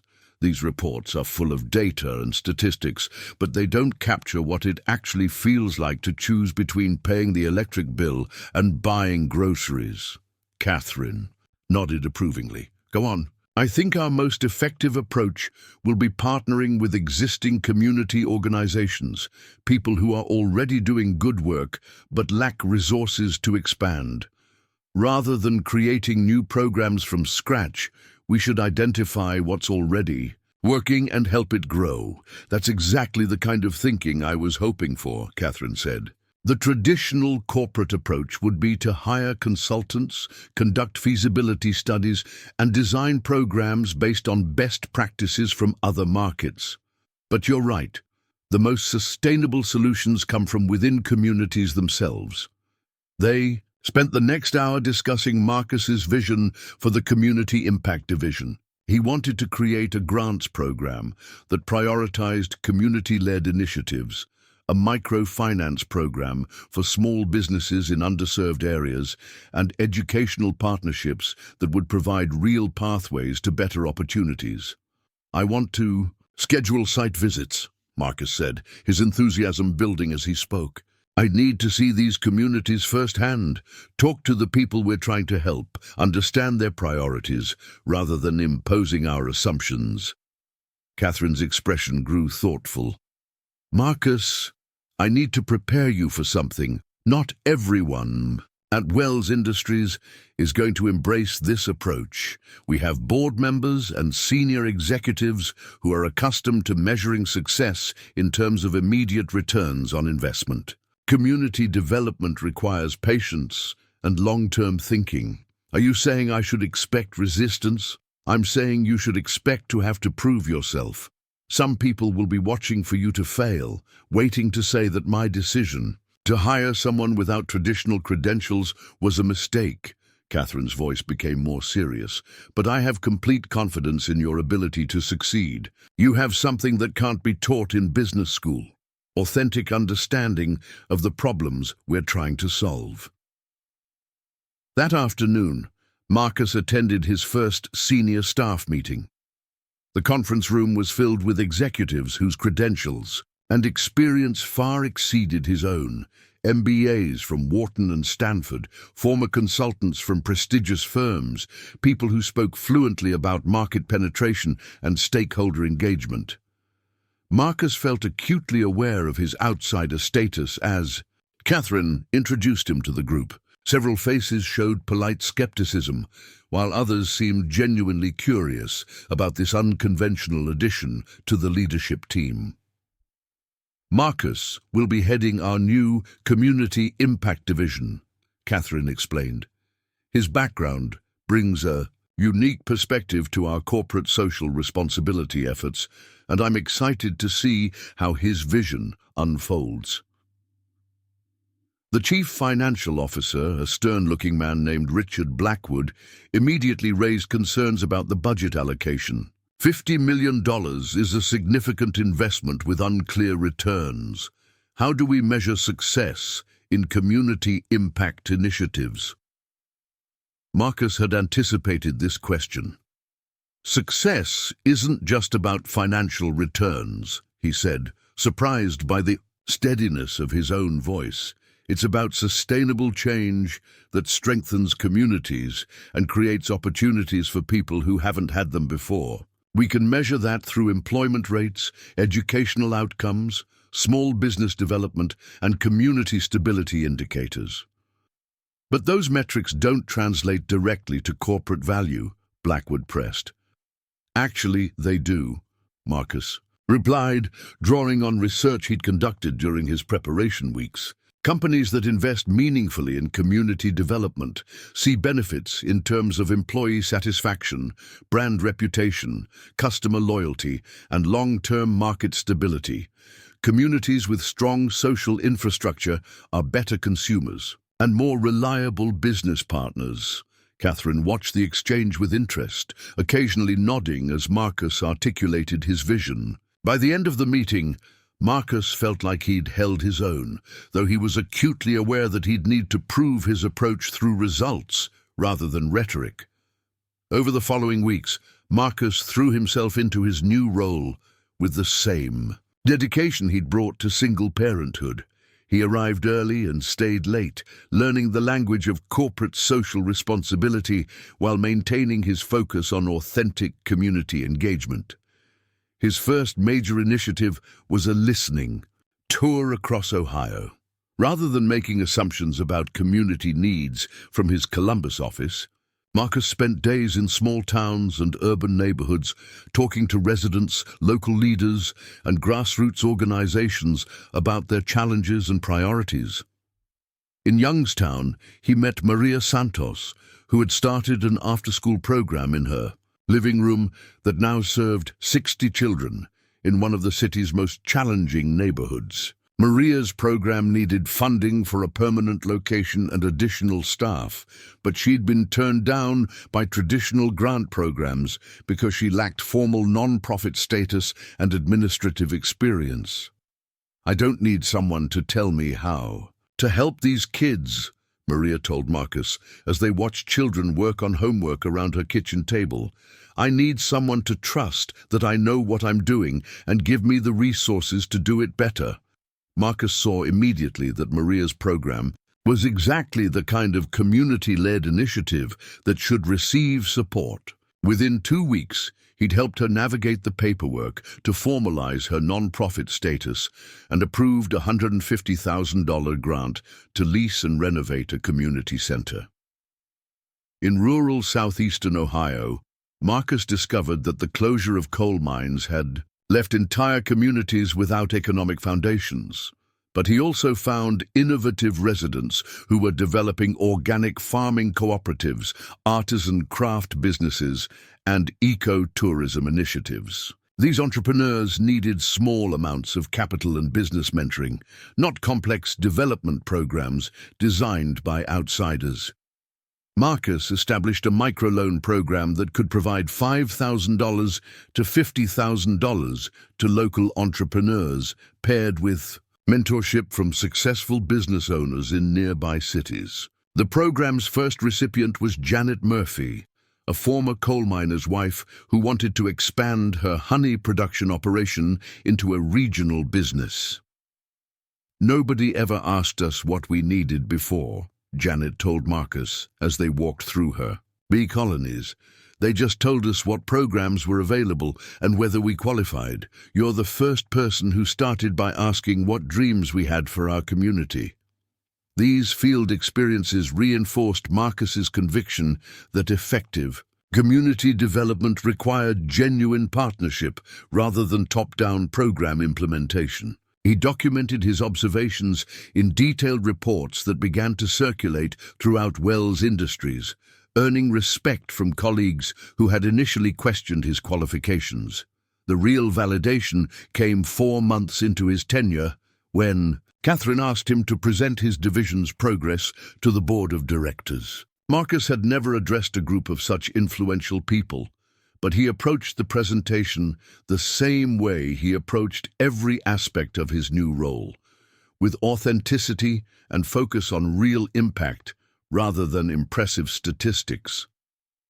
He told Maria's story, showed before and after photos of the community center that was now serving hundreds of children. He talked about Janet's honey business, which had already created jobs for 6 other women in her town. He presented data showing increased high school graduation rates in communities where Wells Industries had invested in educational partnerships. The traditional approach to corporate social responsibility treats community investment as charity, Marcus told the board. But what we're doing is economic development. We're strengthening the social infrastructure that makes communities viable, markets and reliable partners for businesses like ours. Board member Patricia Hamilton, who'd been skeptical of Catherine's decision to hire Marcus, asked the question he'd been preparing for. Mr. Thompson, how do we know these initiatives will produce lasting change rather than temporary improvements? Marcus thought of Emma, who was thriving in her new school's advanced math program, and Tyler, who was learning to read at an accelerated pace with resources that hadn't been available in Cedar Falls.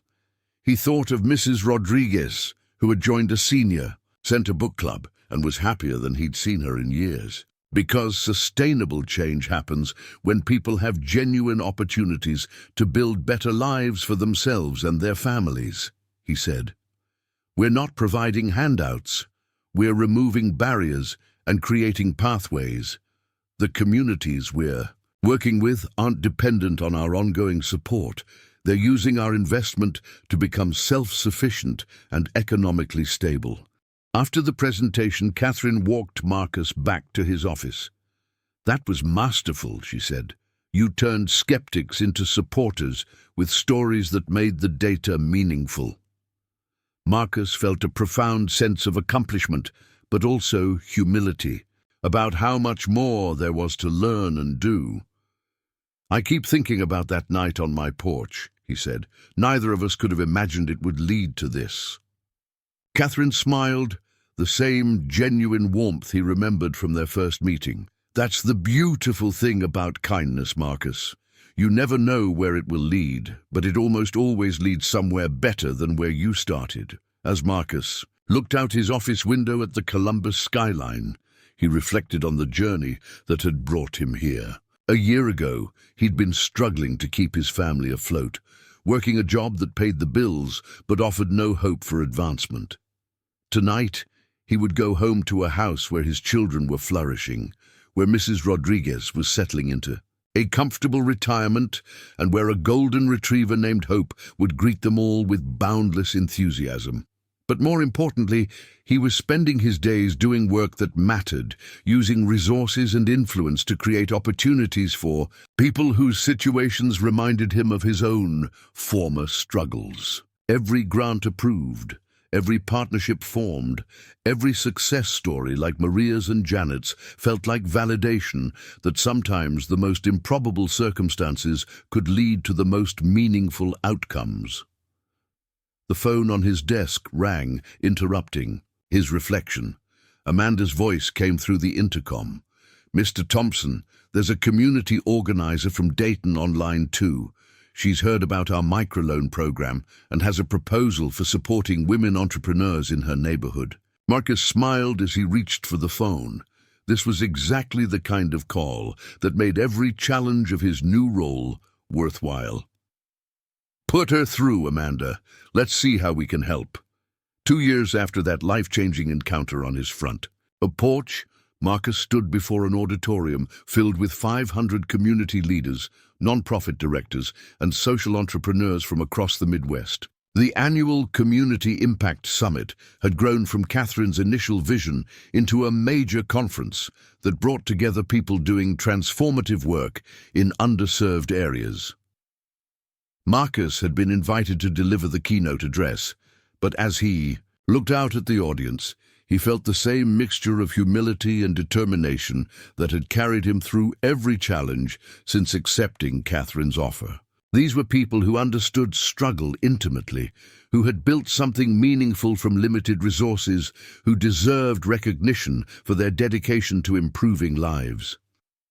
3 years ago, I was working double shifts at an automotive plant, trying to keep my family afloat after my wife's death, Marcus began, his voice carrying clearly through the auditorium's sound system. "I never imagined I'd be standing here today, but I've learned that extraordinary things can grow from the simplest acts of human kindness." In the front row, Catherine sat with Emma and Tyler, who had insisted on attending their father's big speech. Emma, now 11, had developed into a confident young woman who excelled in her school's STEM programs and still dreamed of becoming a veterinarian. Tyler, at 9, remained fascinated by dinosaurs, but had also discovered a talent for creative writing that his teachers encouraged enthusiastically. Mrs. Rodriguez occupied the seat next to Catherine, beaming with pride at the man she'd watched transform from a struggling single father into a leader whose work was changing lives across multiple states. At 75, she remained sharp and engaged, volunteering at a literacy program for immigrant families and serving as an unofficial grandmother to dozens of children in their Columbus neighborhood. The Community Impact Division at Wells Industries has now invested over $200 million in grassroots initiatives across Ohio, Kentucky, and West Virginia, Marcus continued. But the real measure of our success isn't in dollars distributed. It's in the lives changed, the communities strengthened, and the hope restored in places where hope had nearly disappeared. Marcus clicked to his first slide, showing a photo of Maria Santos cutting the ribbon at her new community center in Youngstown. The facility now served over 300 children and families, offering after-school programs, adult education classes, and job training workshops. Maria had been recognized by the state legislature for her work and had consulted with similar programs in 5 other cities. Maria Santos started with an idea and a living room, Marcus said. Today, Her organization employs 15 people and has become a model for community-led development that other cities are replicating. That's what happens when we trust people to solve their own problems and give them the resources to do it effectively. The next slide showed Janet Murphy's honey operation, which had evolved into a regional cooperative employing 47 people across 6 counties in southeastern Ohio.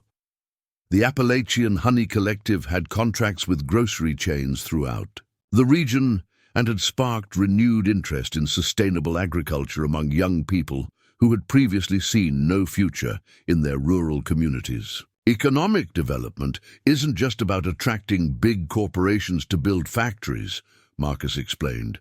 It's about recognizing and nurturing the entrepreneurial spirit that exists in every community, especially among people who have been told they live in places without opportunity. As Marcus continued his presentation, he shared story after story of transformation. The urban farm in Cleveland that was producing fresh vegetables for food-insecure neighborhoods while teaching young people about agriculture and nutrition. The maker space in Akron, where laid-off factory workers were learning advanced manufacturing skills and starting their own businesses. The arts program in Portsmouth that had reduced youth crime rates by 60% while developing nationally recognized musicians and visual artists. Each initiative reflected Marcus's core philosophy that effective community development required genuine partnership rather than imposed solutions. The Wells Industries Community Impact Division had become known for its willingness to fund unconventional projects and its commitment to long-term relationships with the communities it served. Traditional corporate philanthropy treats symptoms, Marcus told the audience. We try to address root causes by strengthening the social and economic infrastructure that allows communities to thrive independently. During the question and answer session, a young woman from Detroit asked about scaling successful programs to reach more people. It was exactly the kind of question Marcus had been grappling with, as demand for the division's services far exceeded available resources.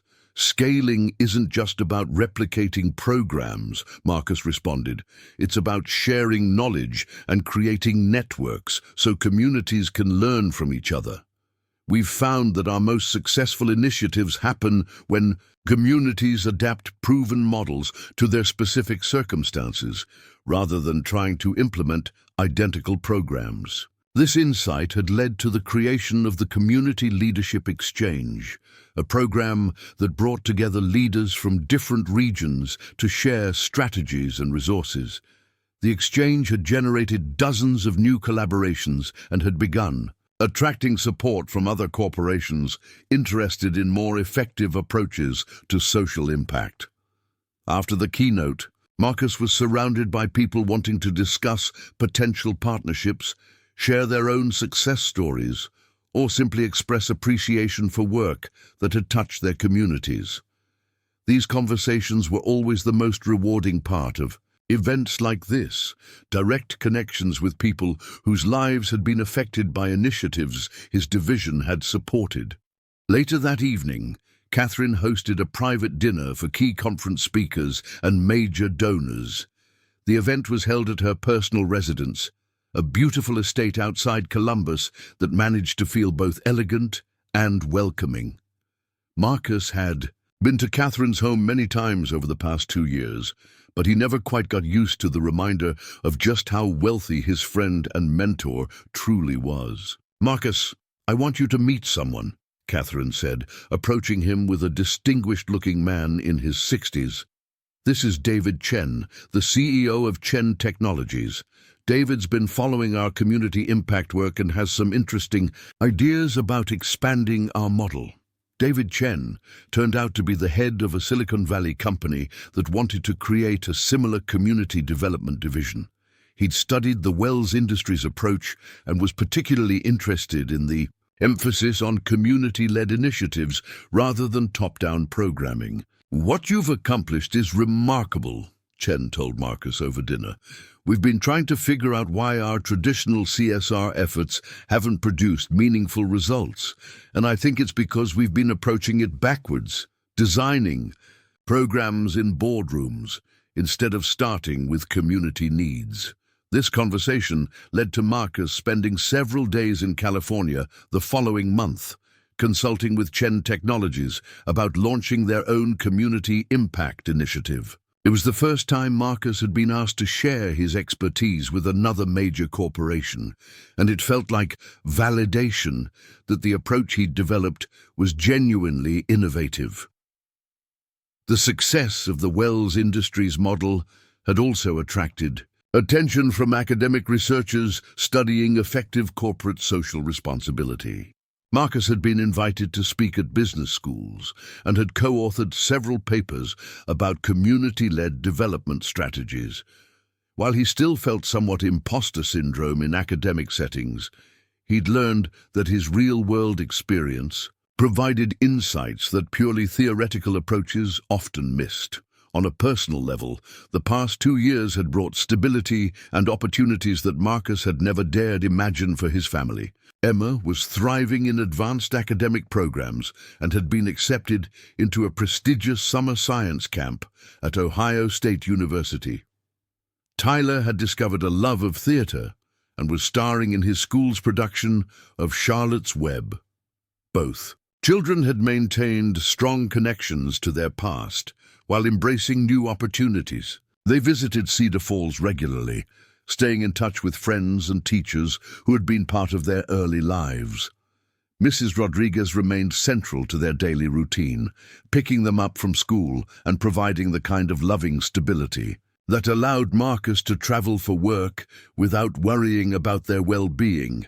The golden retriever they'd named Hope had become a beloved family member, accompanying them on weekend hikes and providing the kind of unconditional affection that reminded Marcus daily of the simple joys that made life meaningful, regardless of professional success or financial security. One evening in late spring, as Marcus was reviewing proposals for the division's next round of grants, Emma knocked on his home office door. "Dad, can I ask you something?" she said, settling into the chair across from his desk. "Always, sweetheart. What's on your mind?" Emma was quiet for a moment, organizing her thoughts with the same careful consideration she brought to her schoolwork.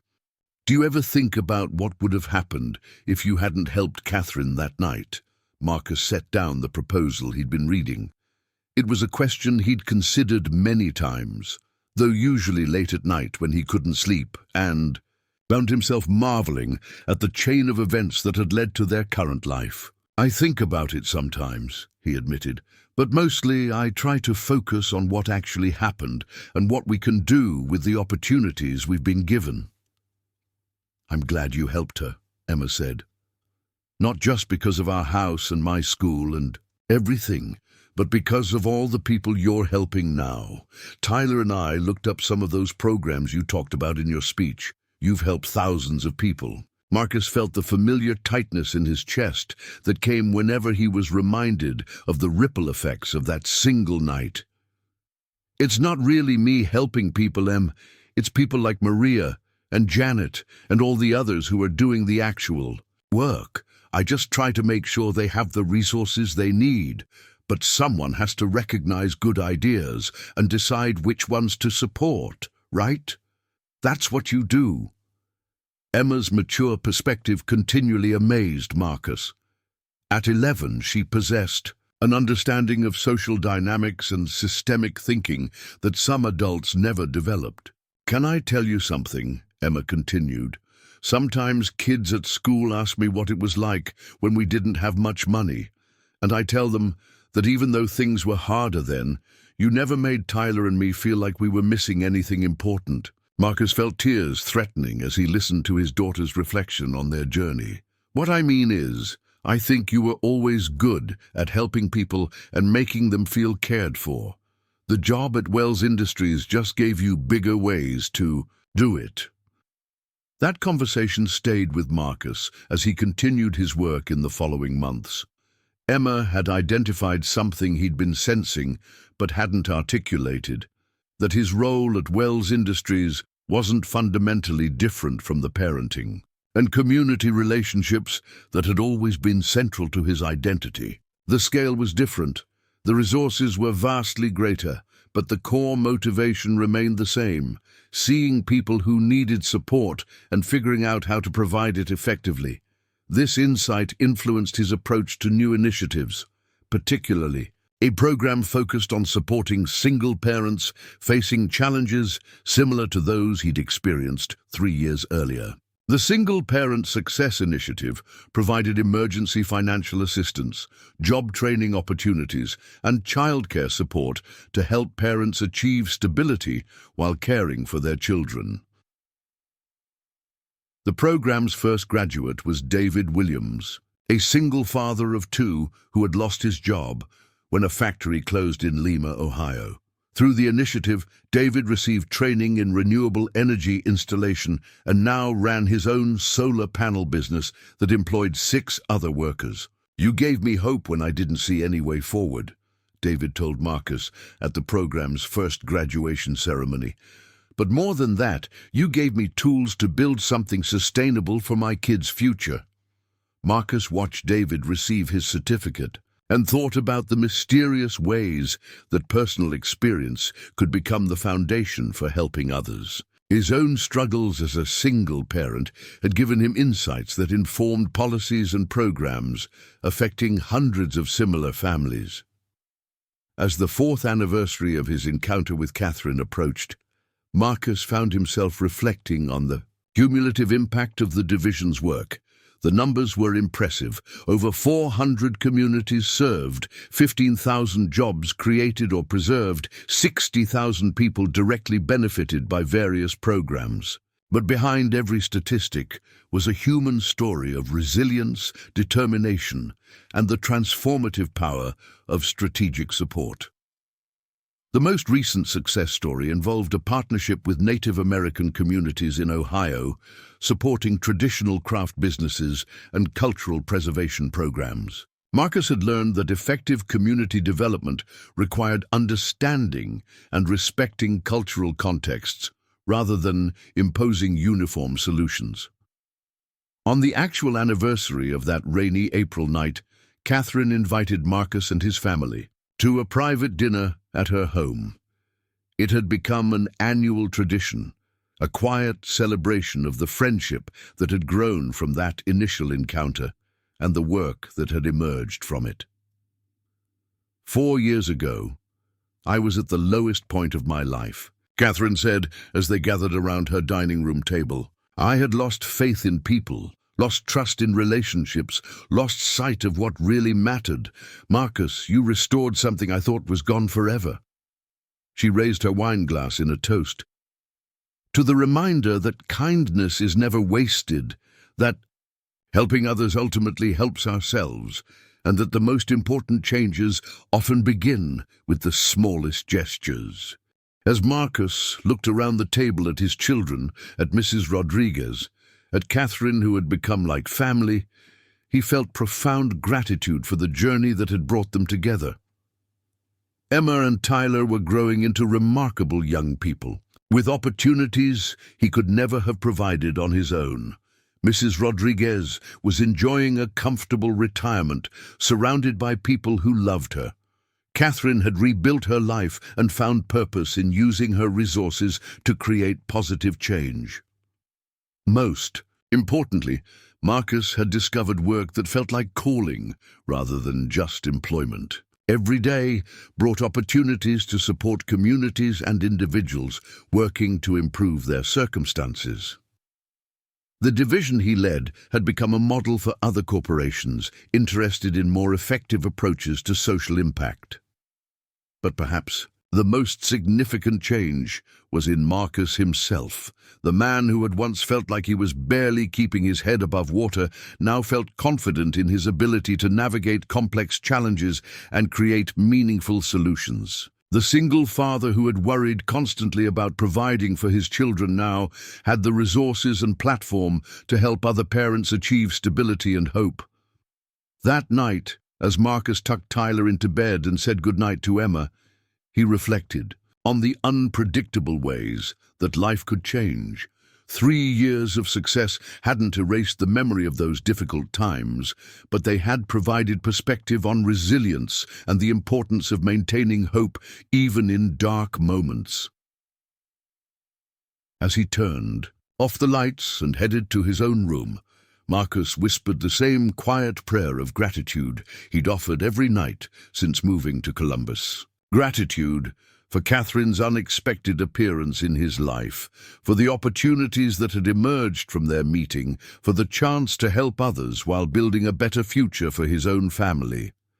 Outside his bedroom window, the lights of Columbus twinkled in the darkness, representing thousands of families pursuing their own dreams of security and success. Somewhere in those lights were people facing challenges similar to those Marcus had once navigated, people who might benefit from the programs and partnerships his division continued to develop. Tomorrow would bring new proposals to review, new communities to visit, new opportunities to transform lives through strategic support and genuine partnership. Marcus fell asleep thinking about the endless possibilities that emerged when people were willing to help each other, to trust in each other's potential, and to believe that small acts of kindness could indeed change everything. 5 years after that transformative night, Marcus received a phone call that would test everything he'd learned about leadership, compassion, and the delicate balance between personal and professional responsibilities. It was a Tuesday morning in October, and he was reviewing proposals for a new rural development initiative when Amanda knocked on his office door with an expression of concern. "Marcus, there's a situation developing that requires your immediate attention," she said, stepping into his office with unusual urgency. "We have a crisis in Millfield. You remember the community where we funded the textile cooperative last year?" Marcus immediately recalled Millfield, a small town in southeastern Ohio where the closure of the last manufacturing plant had left hundreds of families without income. The Wells Industries Community Impact Division had provided a $800,000 grant to establish a worker-owned textile cooperative, training displaced factory workers to produce sustainable fabrics for regional clothing manufacturers. "What kind of crisis?" Marcus asked, already reaching for his coat.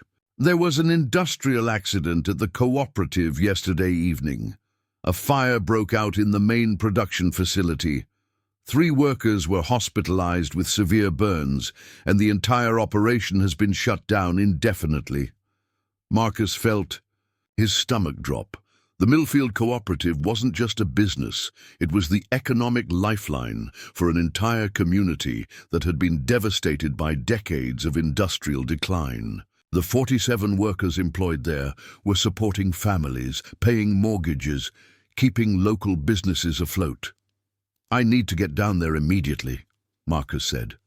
"Cancel my appointments for the rest of the week and arrange for hotel accommodations. And Amanda, contact our legal team.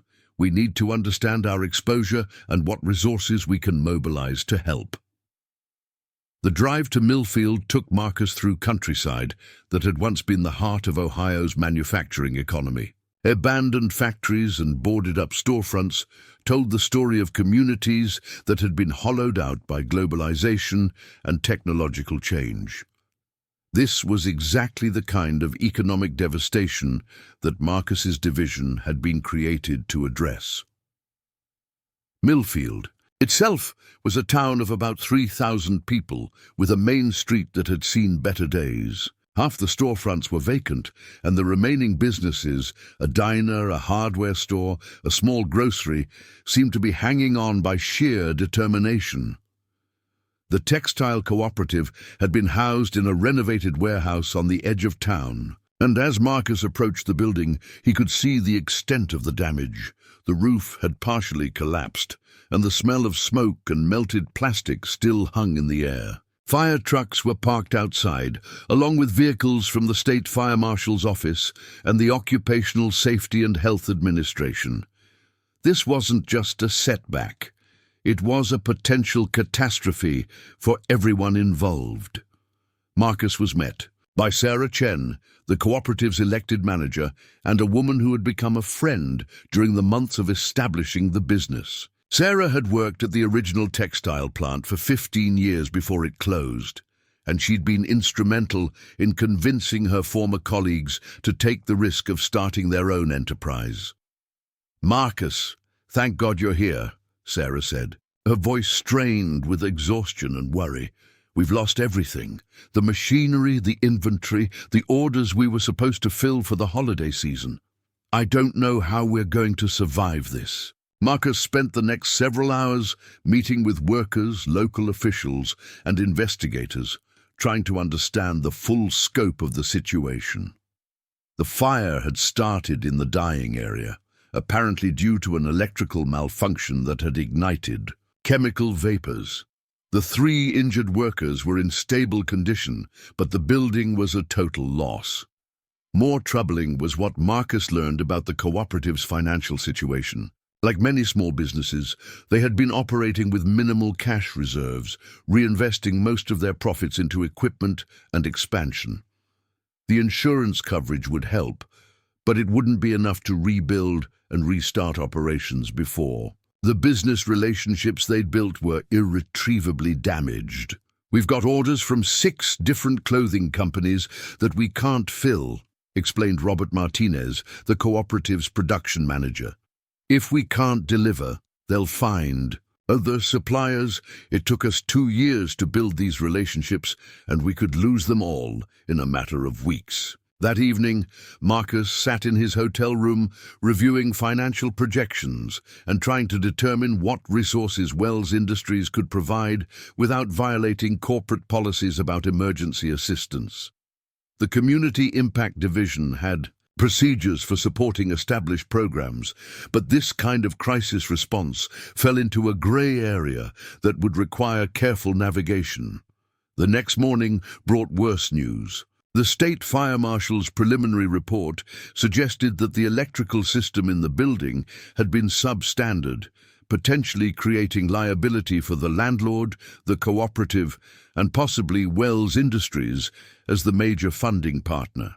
The legal complications could tie up insurance settlements for months or even years.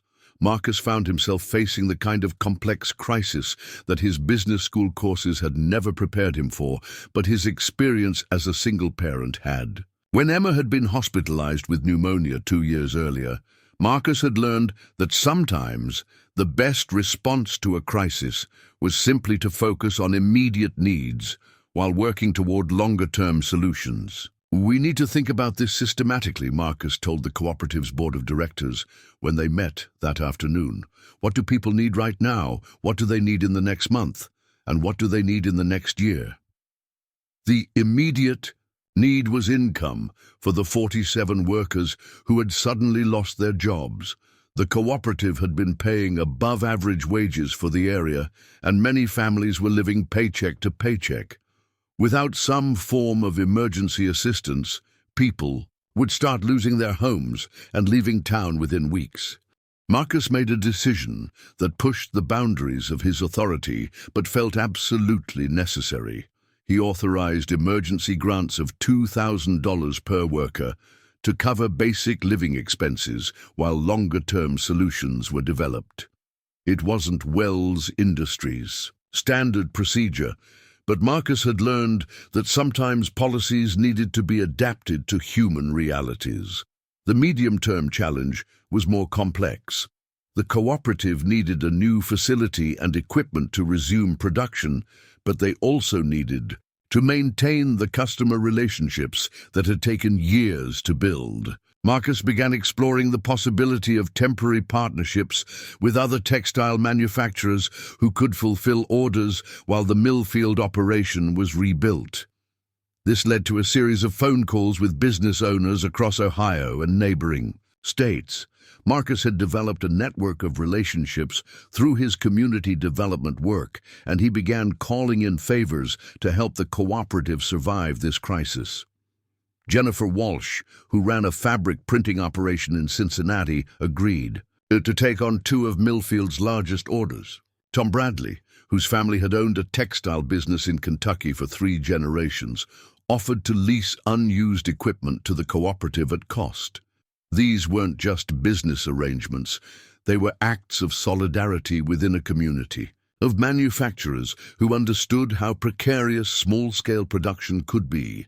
The longer-term solution required more creativity. Marcus worked with Catherine and the Wells Industries legal team to structure a comprehensive rebuilding package that included direct grants, low-interest loans, and partnerships with other organizations interested in supporting worker-owned businesses. The process took 3 months of intense negotiation and problem-solving. Marcus found himself spending more time in Millfield than in his Columbus office, working directly with the cooperative members to navigate insurance claims, regulatory requirements, and the complex logistics of starting over. During this period, Marcus gained deeper insights into the challenges facing small communities trying to rebuild their economies. The cooperative wasn't just a business, it was a symbol of hope for people who had been told their town was dying. The fire had threatened not just jobs, but the community's sense of possibility. "You don't understand what this place means to us," Mary Thompson, one of the seamstresses, told Marcus during a community meeting. "When the plant closed 5 years ago, everyone said Millfield was finished. The cooperative proved them wrong. If we can't rebuild, it feels like we're admitting defeat." Marcus understood that pressure intimately. He'd felt similar stakes when deciding whether to accept Catherine's job offer, knowing that his choice would determine not just his own future but his children's opportunities. The difference was that his decision had affected 3 people, while the cooperative's survival would impact an entire community. The rebuilding process also revealed the broader implications of community development work. Success stories like the textile cooperative had inspired similar initiatives in other towns across the region. If Millfield failed to recover, it would discourage other communities from taking similar risks. Marcus found himself coordinating with state economic development officials, federal small business administrators, and non-profit organizations focused on worker ownership. The Millfield crisis had become a test case for collaborative approaches to community resilience. By spring, the cooperative was operating in a new facility with upgraded equipment and improved safety systems. The workers had voted to name the new building the Marcus Thompson Production Center, an honor that left Marcus both touched and slightly uncomfortable. He'd always insisted that his role was simply to facilitate the work that communities were already doing themselves. The reopening celebration drew visitors from across Ohio and neighboring states. Other worker-owned businesses sent representatives. Economic development officials came to study the recovery model, and media coverage highlighted the cooperative as an example of successful community-led economic development. During his speech at the reopening ceremony, Marcus reflected on what the past year had taught him about leadership during crisis. "We learned that resilience isn't just about bouncing back from setbacks," he told the crowd gathered in the new production facility. "It's about using challenges as opportunities to build something stronger than what existed before." The new cooperative was indeed stronger, more diversified in its product lines, more sophisticated in its business operations, and more connected to regional and national networks of sustainable manufacturers. The crisis had forced innovations that probably wouldn't have happened otherwise, but the most significant change was in Marcus himself. The Millfield crisis had pushed him beyond his comfort zone in ways that prepared him for even greater challenges. Ahead, he'd learned to navigate complex political and legal environments while maintaining focus on human needs and community relationships. This experience proved invaluable when Catherine approached him with a proposal that would expand his influence far beyond Ohio. The National Community Development Institute was looking for a new executive director, someone with proven experience in community-led economic development and the leadership skills to guide an organization with a $500 million annual budget. You've proven that you can handle crisis management, policy development, and stakeholder relations, Catherine told him during a lunch meeting in Columbus. More importantly, you've maintained your authenticity and your commitment to community partnership even as your responsibilities have grown. Marcus was flattered by the opportunity, but also apprehensive about the scale of what was being proposed. The National Community Development Institute worked with communities across all 50 states, managing programs that affected millions of people. It was a step up that would require him to operate at a level of complexity he'd never encountered. "What about Emma and Tyler?" Marcus asked. "They're just getting settled in their high school programs. Emma's been accepted into the early admission program at OSU, and Tyler's found his place in the theater department." Catherine smiled, recognizing the same careful consideration of family impact that had characterized every major decision Marcus had made since she'd known him. "The position is based in Washington, D.C., but it includes flexibility for remote work and family considerations. Your children are old enough now to be part of the decision-making process." That evening, Marcus sat down with Emma and Tyler for another family discussion about their future. At 14 and 12, they were old enough to understand the implications of such a move and mature enough to contribute meaningfully to the decision. "Would this job be like what you're doing now, but bigger?" Emma asked, demonstrating the analytical thinking that had made her such a strong student. "Similar principles, much larger scale," Marcus confirmed. "Instead of working primarily in Ohio, I'd be helping communities across the entire country." Tyler, now 12 and still fascinated by stories and storytelling, was intrigued by the historical significance of living in Washington, D.C. "Would we get to see the museums and monuments whenever we wanted?" "We would," Marcus laughed, "though I suspect the novelty might wear off after a while." Emma was more practical in her concerns. "What about Mrs. Rodriguez? And what about our friends?" "Here?" These were the same considerations that had made Marcus's initial move to Columbus so difficult, but this time the children were old enough to maintain long-distance relationships and had enough life experience to understand that good friendships could survive geographical changes. Over the following weeks, Marcus found himself considering the National Community Development Institute position with the same careful deliberation he'd brought to every major decision since Sarah's death. The opportunity was extraordinary, but it would require sacrifices and adjustments that would affect his entire family. The deciding factor came during a visit to Washington, D.C.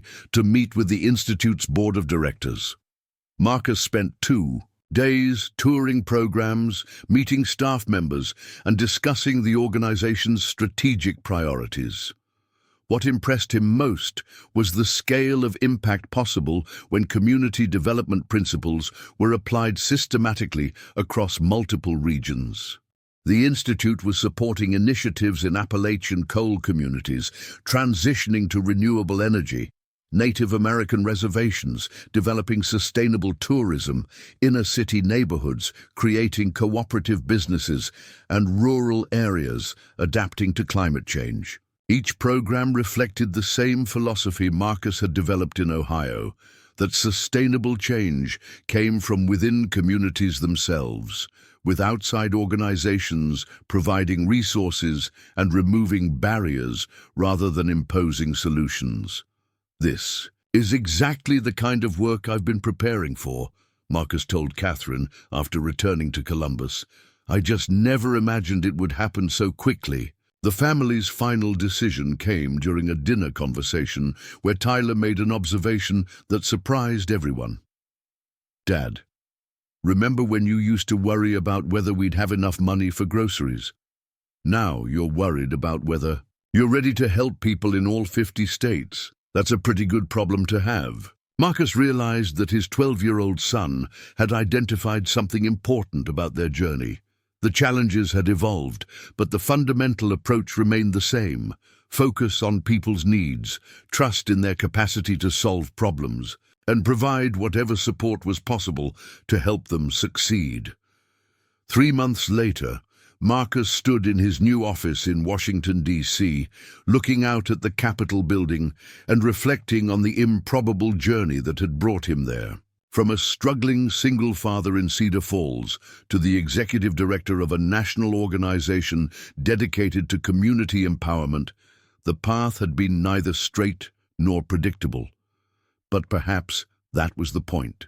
The most meaningful changes in life often came from unexpected encounters, from willingness to help others without expecting anything in return, and from maintaining hope even when circumstances seemed impossible to overcome.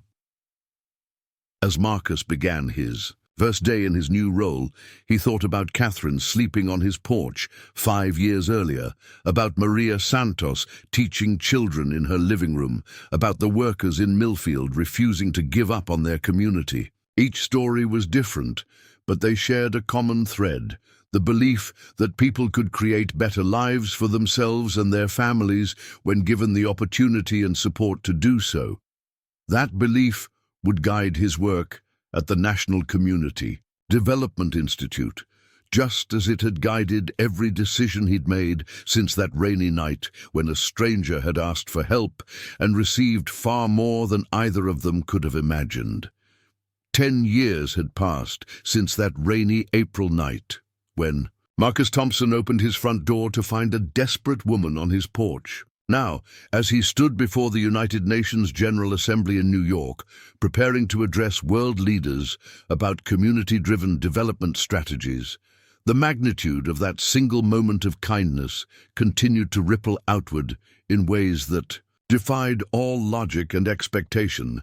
The invitation to speak at the UN had come after the National Community Development Institute's programs had gained international recognition. Under Marcus's leadership, the organization had become a model for sustainable community empowerment, with initiatives spanning all 50 states and consultation requests from governments around the world.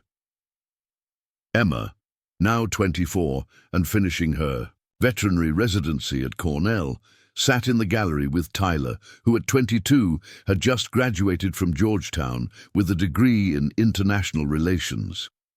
Mrs. Rodriguez, at 85, had insisted on making the trip despite her advancing age, proud beyond words of the man she'd watched transform from a struggling single father into a global advocate for community development.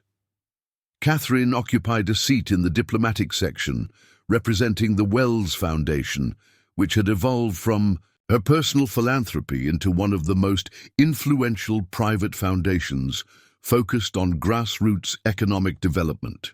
Her own journey from homeless desperation to purposeful leadership had become as inspiring as Marcus's rise from factory worker to international speaker. "Distinguished delegates," Marcus began, his voice carrying the same authenticity that had characterized every speech he'd given over the past decade.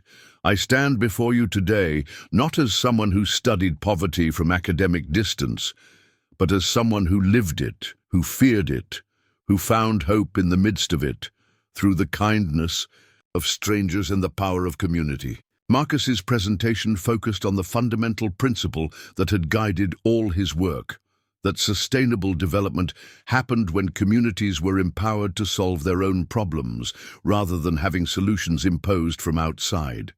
He shared data from hundreds of successful initiatives, but more importantly, he told stories of transformation that illustrated why community-led development succeeded where traditional aid programs often failed.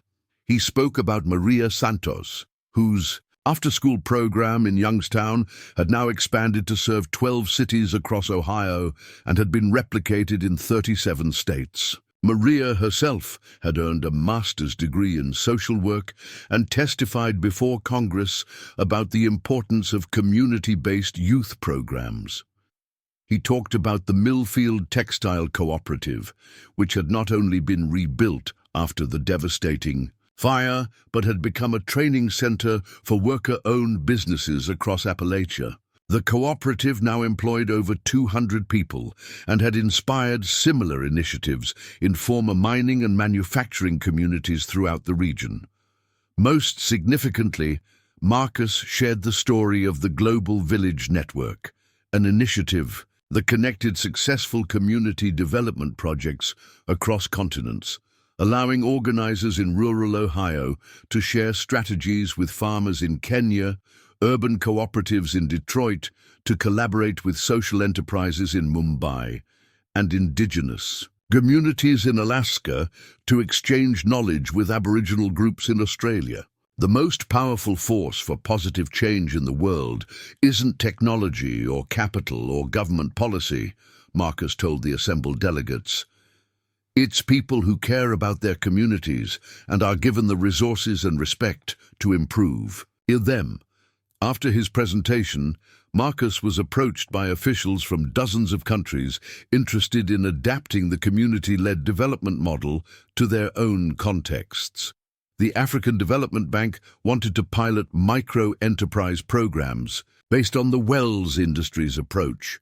The European Union was considering policy changes to better support grassroots initiatives. Several Latin American governments requested technical assistance for rural development programs.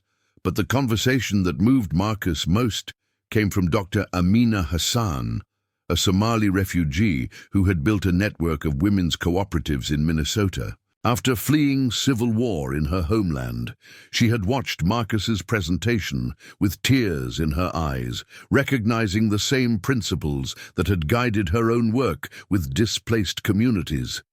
"You understand something that many people miss," Dr. Hassan told him after the formal session ended.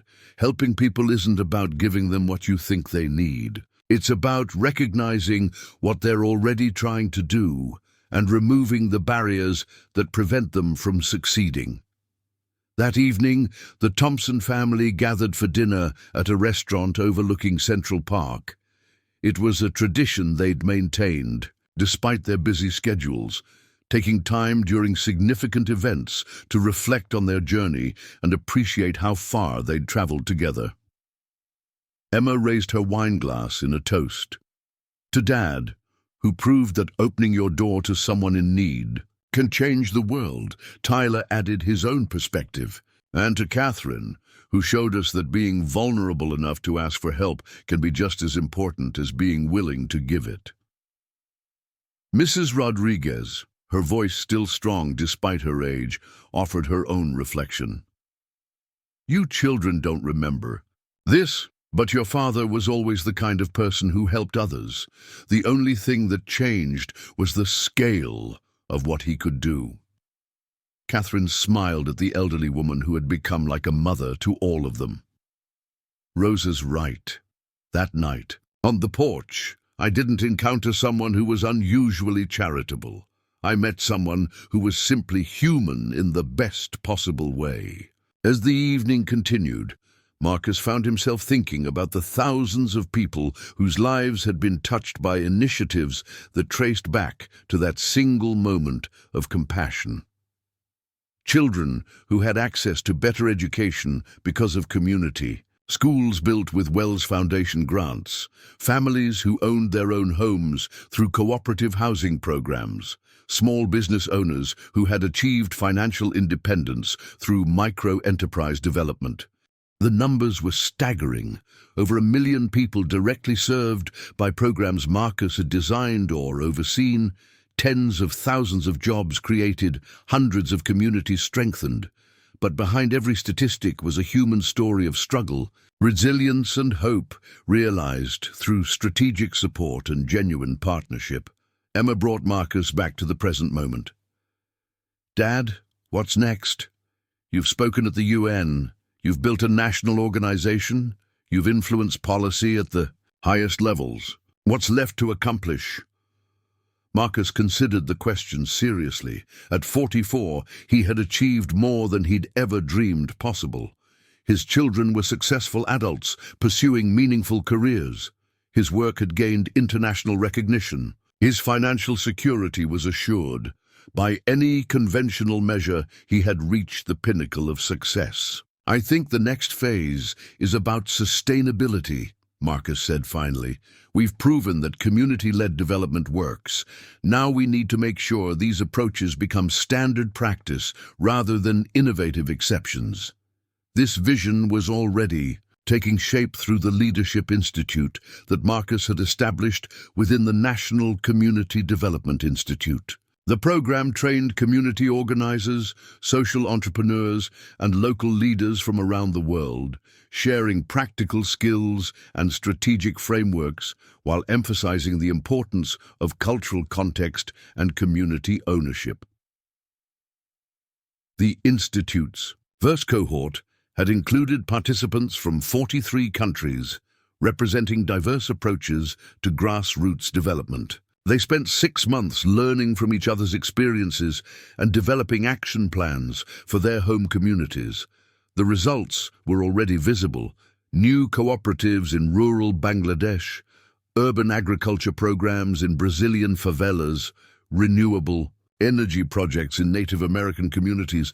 Tyler, who had decided to join the Institute after graduation, brought a younger generation's perspective to the conversation. What if we use technology to connect communities more directly? Instead of having to go through institutions and bureaucracies, what if community organizers could share resources and knowledge directly? This idea had led to the development of the Global Community Platform, a digital network that allowed grassroots organizations to connect, collaborate, and support each other across geographical and cultural boundaries. The platform facilitated resource sharing, skill exchanges, and collaborative problem-solving among community groups worldwide. As they walked through Central Park after dinner, Marcus reflected on how dramatically his understanding of leadership had evolved. 10 years ago, he had measured success primarily in terms of his ability to provide for his children and maintain family stability. Today, his definition of success encompassed the well-being of communities across multiple continents. But the core motivation remained unchanged: the desire to help people overcome obstacles and achieve their potential. Whether it was ensuring Emma and Tyler had opportunities to pursue their dreams, or supporting community organizers in developing sustainable solutions to local challenges, the fundamental drive was the same. "Do you ever wonder what would have happened if you hadn't helped Catherine that night?" Tyler asked as they strolled past the reservoir. Marcus had considered this question countless times over the years. "I think about it sometimes, but I've come to believe that meeting Catherine wasn't really about chance. It was about being the kind of person who would help someone in need, regardless of the consequences." Catherine, walking beside them, nodded, in agreement. Marcus is right. That night didn't create his character, it revealed it. And once you know someone has that kind of integrity, it becomes natural to want to provide them with opportunities to express it on a larger scale. As they made their way back to their hotel, Marcus felt profound gratitude for the journey that had brought them all together.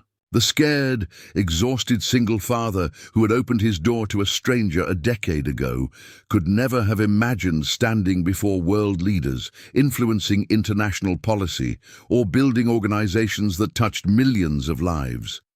But perhaps there was the most important lesson of all: that extraordinary change often began with ordinary kindness. That the willingness to help one person in need could create ripple effects that reached far beyond anything initially imagined.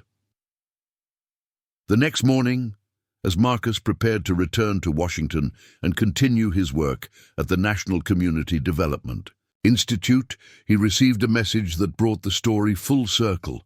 A young single mother in Cedar Falls, Ohio, had written to thank him for a micro-grant that had allowed her to start a small business selling handmade crafts online.